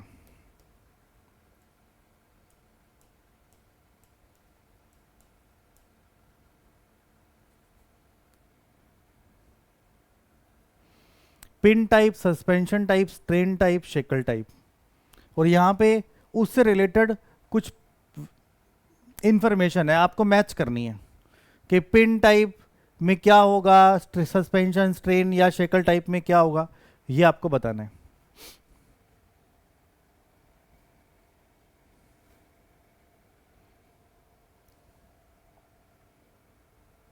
अब बताओ पिन टाइप इंसुलेटर कितनी वोल्टेज पे काम करता है। Pin type insulator distribution side use करते हैं पिन टाइप इंसुलेटर को। पिन टाइप इंसुलेटर को कहाँ यूज करते हैं, डिस्ट्रीब्यूशन साइड। कितनी वोल्टेज के लिए वर्क करता है 33। कितनी वोल्टेज के लिए वर्क करेगा 33, तो वोल्टेज अप टू 33, तो इसका कितना आ जाएगा 4। Suspension type insulator, suspension type insulator के अंदर जो स्ट्रिंग है, इंसुलेटर की स्ट्रिंग होती है, बताओ हॉरिजॉन्टल होती है या वर्टिकल होती है, हॉरिजॉन्टल होती है या वर्टिकल होती है, बताओ हॉरिजॉन्टल होती है या वर्टिकल होती है। सस्पेंशन टाइप में पूछा है।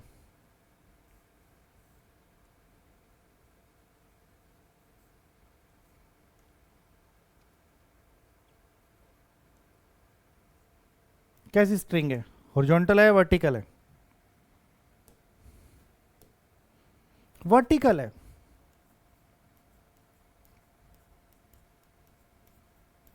तो बी का आंसर कितना आएगा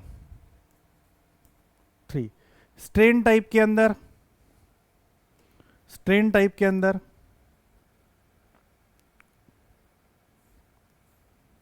अगर स्ट्रेन टाइप है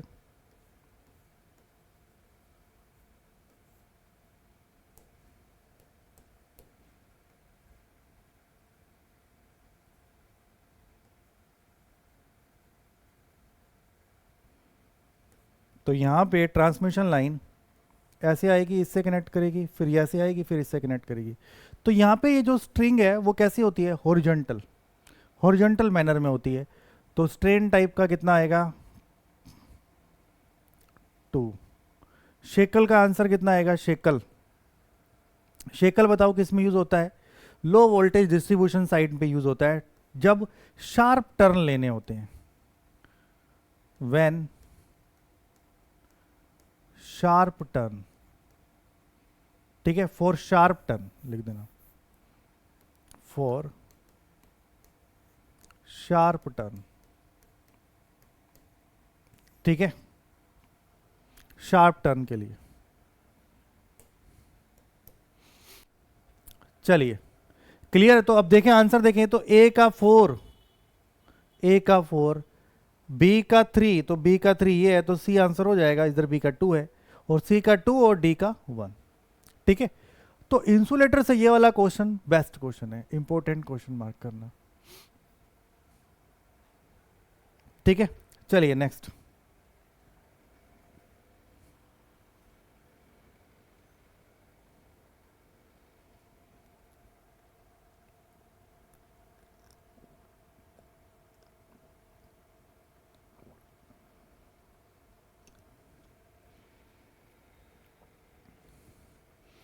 find the ratio of short circuit fault current of a single line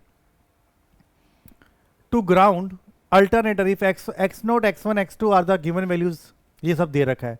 तो आपको शॉर्ट सर्किट रेशियो निकालना है fault current and single line to ground fault current of an alternator, उसका रेशियो बताना है कितना होगा।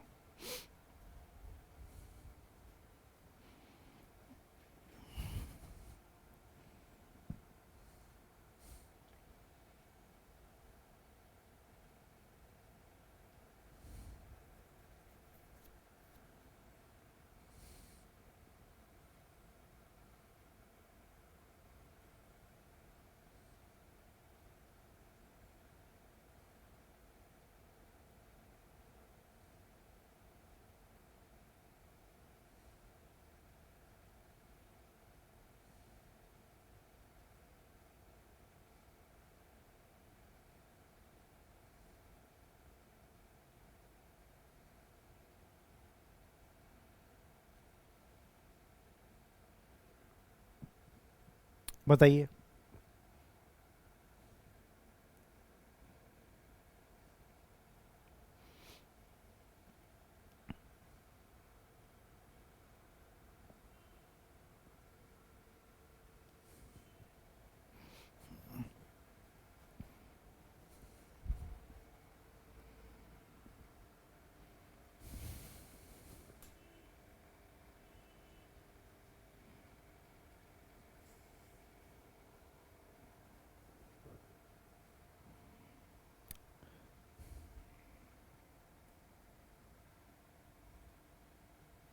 ये कह रहा है कि short circuit fault, short circuit fault अगर आपने देखें, सिंपल शॉर्ट सर्किट फॉल्ट वो कितना होता है, 1/x1। वैसे तो x इक्विवेलेंट होता है, यहां पे तो सिमेट्रिकल होता है सब कुछ। तो पॉजिटिव नेगेटिव जीरो में जब सब कुछ सिमेट्रिकल होता है तो जो पॉजिटिव वाला है वो वाला लेते हैं। और अगर लाइन टू ग्राउंड होता है फॉल्ट, तो लाइन टू ग्राउंड फॉल्ट के अंदर 3/x1 x0 x2 ये लेते हैं। तो अब XC/LG अगर आप करोगे तो कितनी वैल्यू आएगी, 1/x1 का वैल्यू कितना है, 0.12 डिवाइड बाय 3 अपॉन 0.06 0.12 0.12,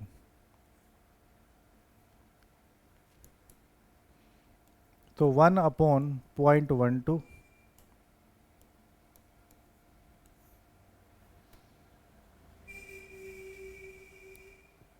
और इधर से 3/, इन सबको ऐड करोगे तो कितना आएगा? 0.18 आएगा ना,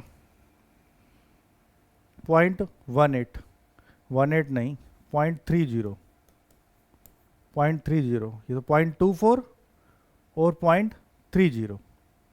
तो अगर आप सोल्व करोगे तो 1/0.12 इंटू 0.30 डिवाइड बाई 3, ठीक है। तो कितना आ जाएगा बताइए?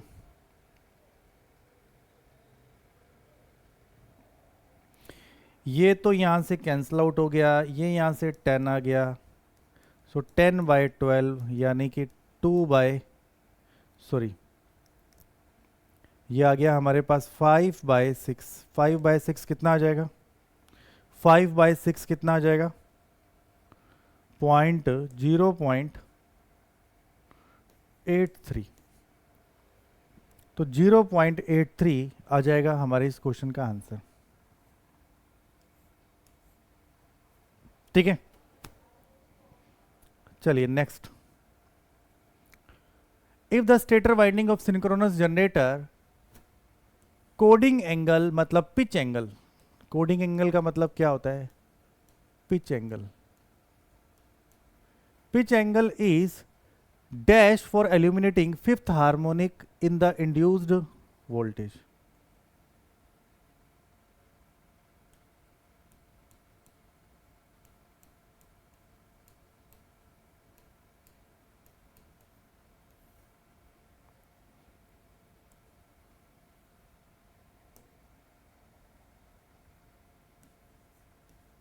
बताइए। देखो कितना होता है pitch factor, K P N is equal to cos N zeta by 2, यही होता है। अगर हमें फिफ्थ हार्मोनिक को हटाना है तो कोस 5 जीटा बाई 2, इसको जीरो कर दो, तो कोस, यहां से अगर आप देखोगे ना तो इसको जीरो करोगे तो कोस इनवर्स जीरो कितना होता है? तो N zeta by 2 is equal to cos inverse zero. Cos inverse zero 90 degree पे होता है, तो जीटा कितना आ जाएगा? 180/n। तो या तो आप ऐसे याद रख लो या फिर ऐसे सोल्व कर लो, ठीक है। तो यहां से कोस जीटा कितना आ जाएगा? 90 into 2 divide by 5, 36 degree. Electrical, ये एंगल हमेशा इलेक्ट्रिकल होते हैं, मैकेनिकल नहीं होते। तो 36 degree is the right answer, ठीक है। चलिए next question. Which of the following statement is true for a series circuit? For a series circuit in below resonance frequency. Below resonance frequency पे आपसे पूछा है सीरीज सर्किट के अंदर, series circuit के अंदर बिलो रेजोनेंस आपसे पूछा है, बताइए।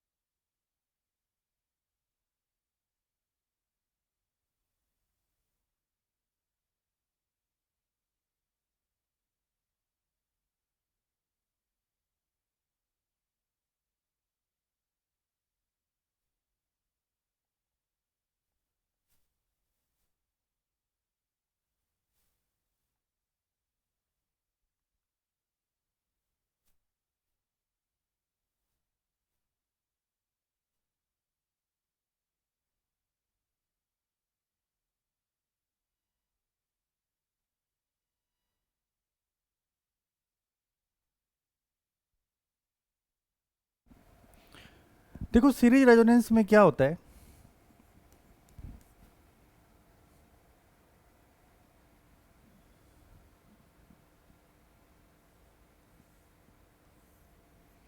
अगर मैं omega sorry X versus omega का कर्व बनाऊं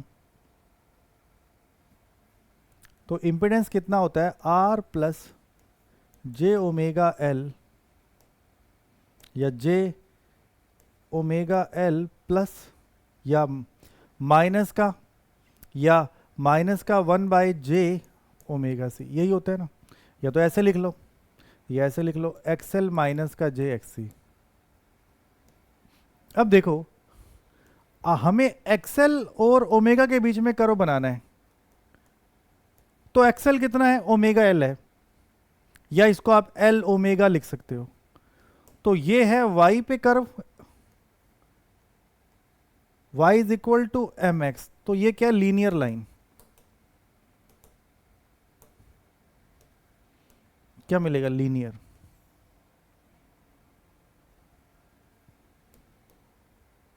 ठीक है, ये हो जाएगा एक्सएल। अब अगर मुझे एक्सी लिखना है तो so X C is equal to 1/ω_c। तो यहां पर अगर आप देखोगे तो इनवर्स रिलेशन आ रहा है ना, इनवर्स रिलेशन आ रहा है। तो एक्सी का कर्व बनाओगे तो कैसे बनेगा, लाइक दिस, ये एक्सी का बनेगा। जहां पे ये दोनों वैल्यूज बराबर होती हैं उस टाइम पर फ्रीक्वेंसी क्या होगी, एक फिक्स फ्रीक्वेंसी पर, जिसको अपने बोलते हैं ओमेगा आर, रेजोनेंस फ्रीक्वेंसी, इस पर ये दोनों वैल्यूज बराबर होंगी। यहां पर एक्सएल बराबर एक्सी होगा।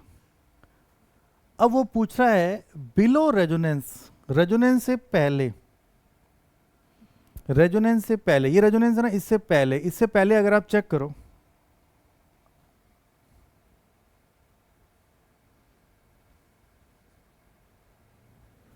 इससे पहले अगर आप चेक करोगे, ऐसे बढ़ लो तो बताओ इस फ्रीक्वेंसी पर हल्का सा पीछे से गया, ये रहा एक्सएल, ये रहा एक्सी, ये एक्सएल है, ये एक्सी है, समझे, ये एक्सएल है, ये एक्सी है, तो मतलब एक्सी ज्यादा है, एक्सएल कम है, तो मतलब सर्किट कैसा होगा, कैपेसिटिव होगा ना। कैसा होगा ये, कैपेसिटिव होगा। मतलब यहां पर एक्सी ज्यादा है किससे, एक्सएल से। और आगे बढ़ें, यहां पर चेक करो, किसी भी फिक्स फ्रीक्वेंसी पे चेक करो,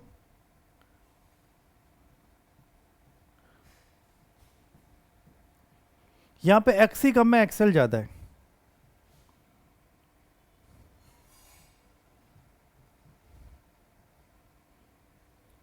एक्सएल ज्यादा है, एक्सी कम है।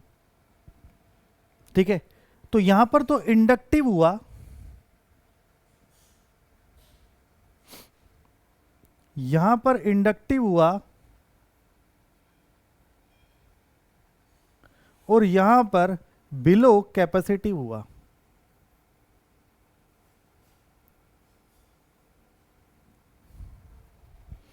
मतलब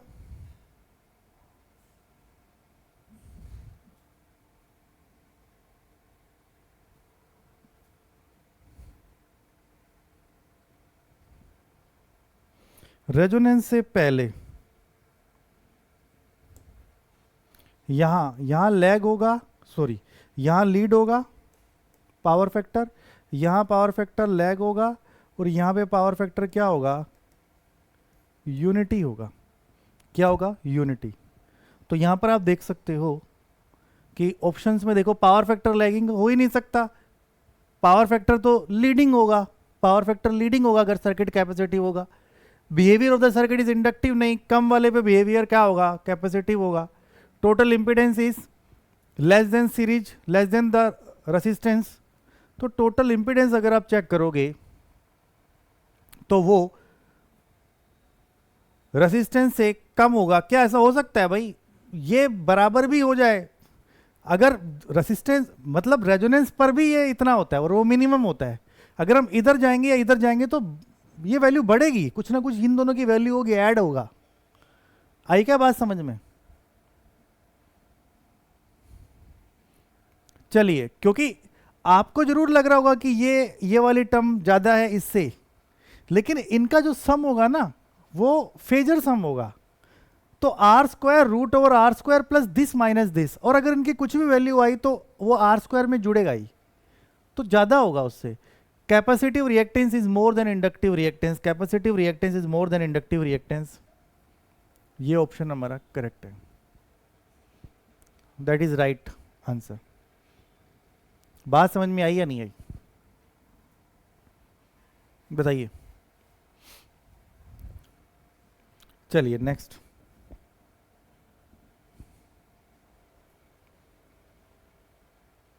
एक four pole wave wound armature has 720 conductor and is rotated at 1000 rpm. If the useful flux is 20 millifarad, then calculate the generated voltage. Then calculate the generated voltage. Then calculate the generated voltage.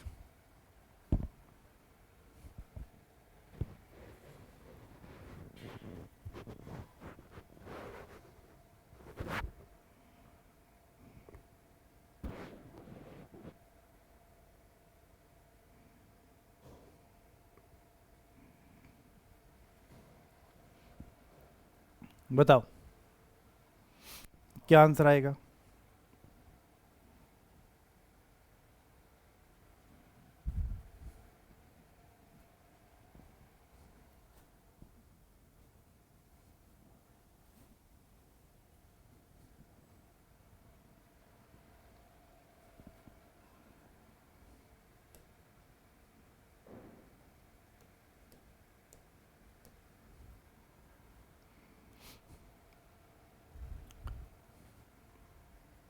देखो, DC machine में जो generated voltage होता है ई.जी. 5ZNP/60A, ये तो होता ही है, but we can also write it as K phi omega R, जहाँ पर K का वैल्यू होता है PZ/2πA और ओमेगा आर होता है 2πNR/60। ये दोनों वैल्यूज आप उठाकर यहाँ रखिए तो आपको ये वाली वैल्यू मिल जाएगी, ये वाली वैल्यू मिल जाएगी, ठीक है। तो यहाँ पर फाई का वैल्यू कितना है, मैंने ये वाली वैल्यू इसलिए लिखवाई, कभी बार क्वेश्चन आता है कंपैरिजन के लिए, तब हमें ये भी पता होना चाहिए। तो फाई कितना है हमारे पास 20 मिली। तो ये जो ये भी पर पोल होता है, ये पर पोल, तो ये फ्लक्स पर पोल होता है, यूजफुल फ्लक्स जो आपको दे रखा है, टोटल फ्लक्स नहीं होता। तो 20 इंटू 10⁻⁻3, स्पीड कितना दे रखा है 1000, number of poles are 4, conductors are 720, divide by 60A। Parallel path अपने को देखने, तो वेव में पैरेलल पाथ 2 होंगे, फिक्स होते हैं 2। देखो अगर वेव है तो A का वैल्यू 2m आता है, और अगर वही लैप है तो A का वैल्यू pm आता है। जहाँ पर जो ये m होता है इसको बोलते हैं मल्टीप्लेक्सिटी, ठीक है। जनरली m की वैल्यू अपने 1 लेते हैं क्योंकि सिंप्लेक्स वाइंडिंग अपने मान के चलते हैं। तो अगर आप m की वैल्यू 1 लोगे तो a का वैल्यू 2 आएगा और लैप में a का वैल्यू p के बराबर आएगा। तो ये चीज़ पता होनी चाहिए, बाकी इसको सोल्व कर लो। ये यहाँ से कट गया, 120 6 पे जाएगा ये, है ना। और 6 × 24, 6 × 4 24, तो ये आ जाएगा 480। 480 इज द राइट आंसर। ठीक है, तो इस तरह के क्वेश्चंस भी आरआरबी जेई के अंदर आते हैं। क्वेश्चन बहुत इजी है, बट इजी ही आता है, जेई का एग्जाम है तो इजी ही क्वेश्चन पूछे जाते हैं। और जो ट्रिकी होते हैं वो तो मैं आप इसमें करवा ही रहा हूँ, काफ़ी डिटेल से एक्सप्लेन कर रहा हूँ ताकि चीज़ें आपको क्लियर हों। ठीक है, चलिए, बाकी नंबर ऑफ क्वेश्चंस बढ़ाते जाएं, नंबर ऑफ क्वेश्चन बढ़ाते जाएं, उससे क्या है कि ना वो फ़ायदा नहीं मिल पाएगा। आपको जरूर लगेगा कि आपने इतने क्वेश्चन कर लिया है, लेकिन अगर उनके पीछे का कंसेप्ट नहीं पता तो उससे मिलता जुलता कोई दूसरा क्वेश्चन आएगा तो वो नहीं कर पाओगे। चलिए, इस क्वेश्चन को बताइए।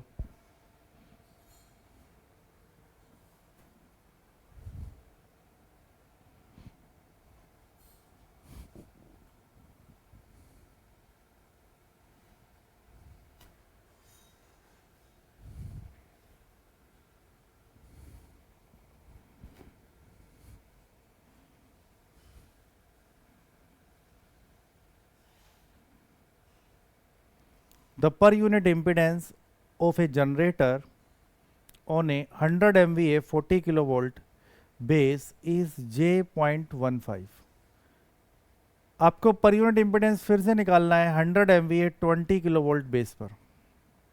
मतलब यहाँ पे बेस चेंज करना है per unit value. Per unit value का बेस जो है वो चेंज करना है।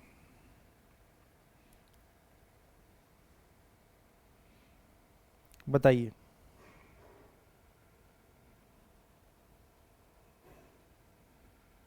क्या होगा हमारे इस क्वेश्चन का आंसर।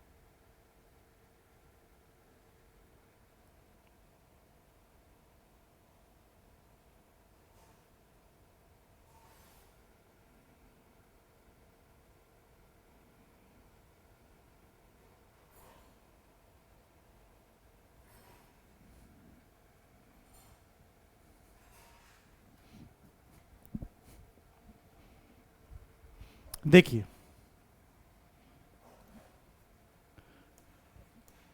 पर यूनिट इम्पीडेंस जब हम निकालते हैं तो एक्चुअल वैल्यू जो होती है multiplied by base MVA divide by base KVA का होल स्क्वायर, ये होता है। इसका मतलब जो जेडपीयू होता है it is proportional to base MVA and it is inversely proportional to base KVA का स्क्वायर। तो जब भी आपको पर यूनिट वैल्यू चेंज करनी हो, यानी कि ZPU2 बाय ZPU1, तो फॉर्मूला क्या हो जाएगा, ये प्रोपोर्शनलिटी में है तो base MVA 1 divide by base MVA 2, और यहां पे बेस KVA है ना, बेस ये इनवर्स में है तो बेस KVA 1, यहां पे सॉरी यहां पे 2/1 ही करेंगे ना,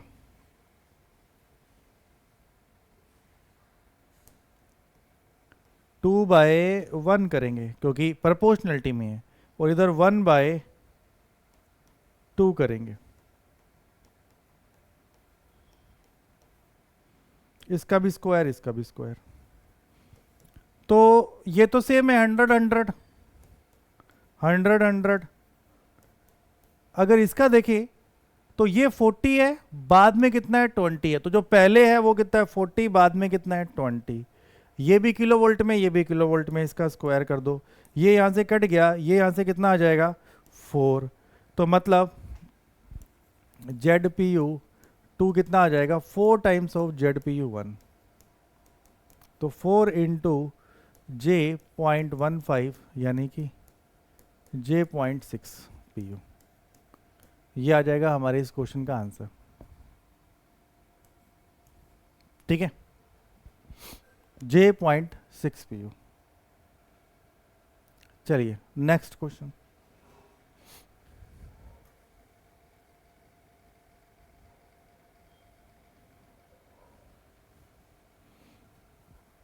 ट्रांजिएंट से ये क्वेश्चन है।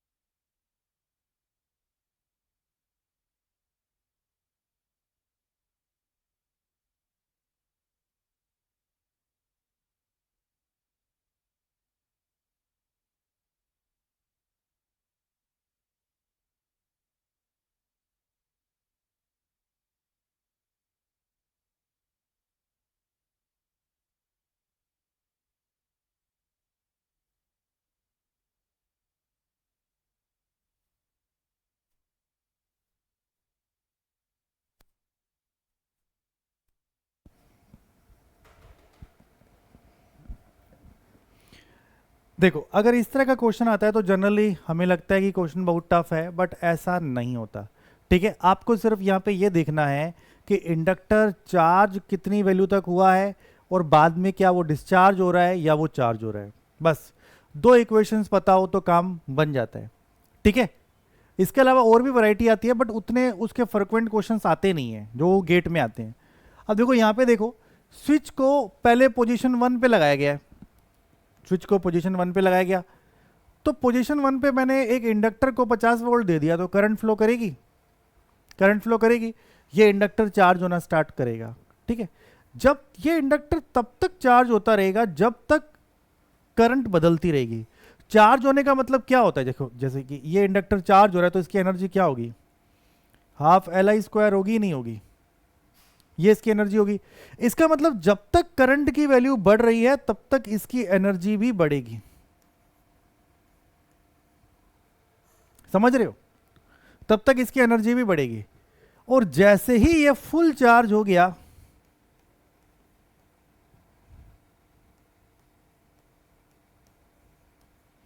तो अब जिसकी एनर्जी होगी फिक्स कांस्टेंट, तो अब करंट की वैल्यू और आएगी नहीं। ठीक है, करंट की वैल्यू और नहीं आएगी, तो करंट की वैल्यू चेंज नहीं होगी, तो di/dt बताओ कितना होगा, di/dt, क्योंकि करंट की वैल्यू तब तक चेंज होती रहेगी जब तक ये चार्ज हो रहा है। ये चार्ज हो गया तो di/dt कितना हो गया, जीरो, तो LdI/dt कितना हो जाएगा, जीरो, और LdI/dt क्या होता है, वोल्टेज अक्रॉस इंडक्टर। तो फुल चार्ज होने के बाद इंडक्टर के अक्रॉस वोल्टेज कितनी हो जाएगी, जीरो। आफ्टर फुल चार्ज, या आप बोल सकते हो एट स्टेडी स्टेट,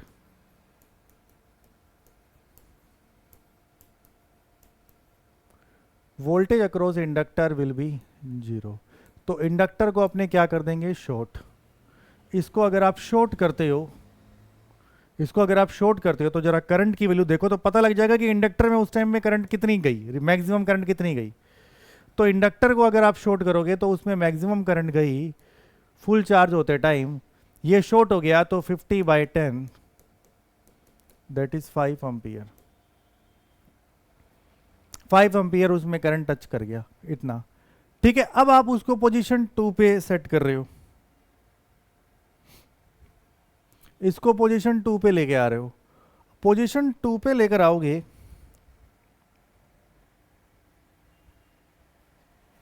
पोजीशन 2 पे अगर आप लेकर आओगे तो यहां पर आप एक चीज चेक करिए कि अब ये सिंपल RL सर्किट है, कोई सोर्स नहीं है यहां पे। सोर्स अगर नहीं है, सोर्स फ्री होगा ये, लेकिन ये जब तक इसके अंदर ये एनर्जी है ये करंट डिलीवर करेगा। तो डिस्चार्जिंग करंट की इक्वेशन क्या होती है, डिस्चार्जिंग ऑफ इंडक्टर, इसकी इक्वेशन क्या होती है डिस्चार्जिंग ऑफ इंडक्टर की, I of t I0 e to the power -t/τ मतलब इस तरीके से ये एक्सपोनेंशियली डिके करता है। ये होता है जो कितना फुल चार्ज हुआ, तो फुल चार्ज कितने पे हुआ, 5 पे, minus t by tau, tau कितना होता है एल बाय आर, एल कितना है 0.2, आर कितना है, आर कितना है 10, तो पॉइंट हटाएंगे 0, कितना आएगा 1/50, तो 1/50 करोगे तो कितना आ जाएगा 5 e to the power minus 50t, 5 e to the power minus 50t, मतलब ऑप्शन नंबर सी हो जाएगा हमारे इस क्वेश्चन का राइट आंसर। एक्सपोनेंशियल डिकेइंग होगा। और बताऊं क्या है दूसरा, इसके आप ऑप्शंस को जरा देखिए, इसके ऑप्शंस को देखिए, जीरो हो नहीं सकता क्योंकि वो पूछ क्या रहा है करंट t ग्रेटर देन 0, तो मतलब ट्रांजिएंट ही आएगा, तो ये तो हो नहीं सकता। जब डिस्चार्ज होता है तो एक्सपोनेंशियली डिके करता है, वैल्यू माइनस में होगी तो ये भी नहीं हो सकता, ये वाला हो सकता है, ये भी प्लस में है तो ये भी नहीं हो सकता। तो दिमाग लगाओ तो करना भी नहीं पड़ेगा, सीधा ही है ऑप्शन नंबर सी। ऑप्शन ही ऐसे दे रखे हैं, इतना कुछ करने की जरूरत ही नहीं है, ये सब करने की नीड नहीं है।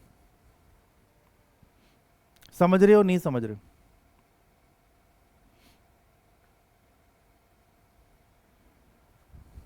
बताइए।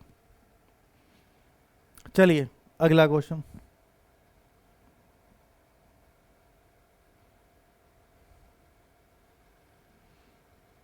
अ generating station has maximum demand of 25 megawatt, load factor आपको इतना दे रखा है, प्लांट कैपेसिटी फैक्टर 50% है, प्लांट कैपेसिटी आपको बतानी है कितना होगा, प्लांट कैपेसिटी आपको बतानी है कितनी होगी, what is the plant capacity.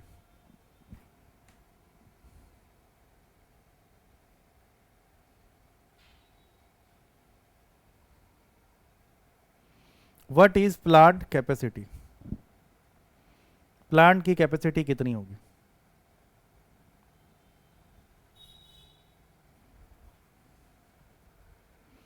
What is plant capacity.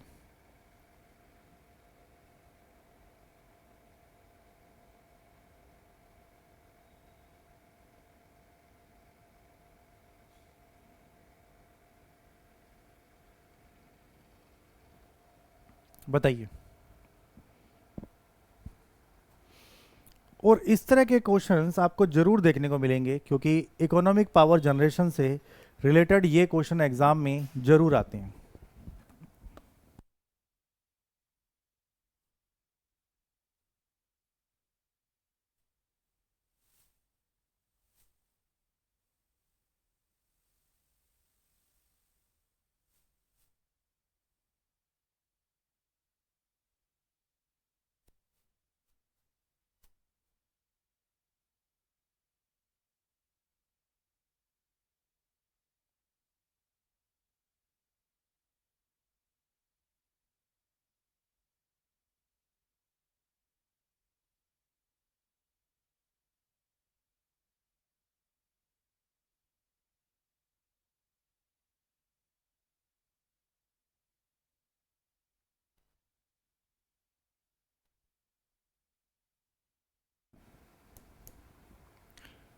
Plant capacity factor बताओ कितना होता है, यूनिट जनरेटेड या average demand divide by plant capacity, ये होता है। बट हमें लोड फैक्टर भी दे रखा है तो हमें ये भी पता है कि लोड फैक्टर कितना होता है, average demand upon upon maximum demand. यहां से मैं इसको अगर इससे मल्टीप्लाई करूं तो मैं यहां पे लिख सकता हूं load factor into maximum, load factor divide by plant capacity into maximum demand, कर सकता हूं।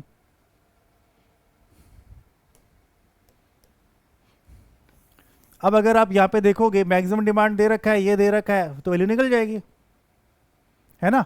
हमसे क्या पूछा है, प्लांट कैपेसिटी पूछी है, तो load factor upon plant capacity factor into maximum demand करोगे तो कितनी वैल्यू आएगी, load factor is 0.6, plant capacity factor is 0.5, maximum demand is 25, तो कितना आ जाएगा 30 मेगावाट, 30 मेगावाट हो जाएगा क्या प्लांट कैपेसिटी। मैक्सिमम डिमांड कितनी है 25, तो रिजर्व कैपेसिटी बताओ कितनी हो जाएगी 30 माइनस 25, 5 मेगावाट, ये रिजर्व कैपेसिटी हो जाएगी, that is a reserve capacity. Clear है, बताइए।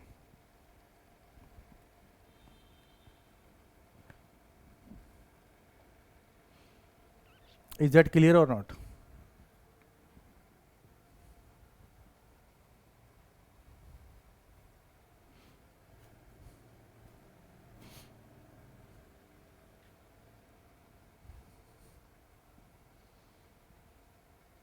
ठीक है, तो अभी भी बहुत सारे क्वेश्चंस हैं जो आपको मैं इस सीरीज में करवाऊंगा।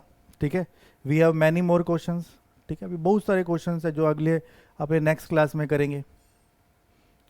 ठीक है, तो आज के लिए बस फिर हम इतना रखते हैं, बाकी कल कंटिन्यू करेंगे। ठीक है, और जो भी स्टूडेंट प्लस सब्सक्रिप्शन लेना चाहते हैं उनके लिए अभी 60% ऑफ का ऑफर रहेगा 26 फरवरी तक। दैट मीन्स आज रात के 12 बजे तक अनअकैडमी के जितने भी प्लस सब्सक्रिप्शंस हैं एसएससी जेई से रिलेटेड सब पर 60% ऑफ रहेगा। ठीक है, आफ्टर 60% ऑफ हमें जो प्राइस पे करना पड़ेगा वो यहाँ पर मेंशन कर दिया गया है। ठीक है, इसके लिए कोड यूज़ कर रहे हैं आपको टेस्ला 10। इस कोड को यूज़ करने के बाद में 60% का जो डिस्काउंट है वो आपको मिल जाएगा। ठीक है, चलिए, तो इसी तरीके से जो नेक्स्ट जो भी हमारे सेशंस होंगे वो आपको रिकॉर्डेड मिलते रहेंगे। ठीक है, अभी टोटल हमारे 5 सेशंस हो चुके हैं। ठीक है, तो 5 सेशंस हमारे हो चुके हैं। इसके बाद में जो नेक्स्ट सेशंस रहेंगे वो आपको इसी तरीके से मिलते रहेंगे, और आप मुझे हर कमेंट सेक्शन में बताना, हर सेशन में बताना कि कमेंट करके कि किस तरीके से आपको ये जो सीरीज है वो कैसी लग रही है, और जिन भी क्वेश्चंस में आपको डाउट होता है वो आप मुझे बताना। ठीक है, क्योंकि देखो मेरा अभी फिलहाल बस यही काम है कि आपको जो भी मैं क्वेश्चंस डिस्कस कर रहा हूँ उसका कंसेप्ट आप तक बिल्कुल सही पहुंचे, ताकि उससे रिलेटेड अगर क्वेश्चन आता है तो वो आप कर पाओ, ना कि एक स्पीड के साथ क्वेश्चंस का आंसर मैं एक्सप्लेन कर दूं और आपको एक नंबर ऑफ क्वेश्चंस दिखा दूं कि भाई 100 क्वेश्चंस हमने कर लिए। उसका कोई फ़ायदा नहीं है, क्योंकि इजी क्वेश्चंस तो ठीक है आप कर ही लोगे, बट उसके पीछे का क्या उसका कंसेप्ट है वो जानना बहुत इंपॉर्टेंट होता है। ठीक है, तो अगर कोई भी क्वेश्चन आपको समझ में नहीं आता है तो आप मुझे कमेंट्स करोगे तो मैं वहाँ पर रिप्लाई आपको दे दूंगा। ठीक है, तो आज के लिए बस इतना ही। Thank you.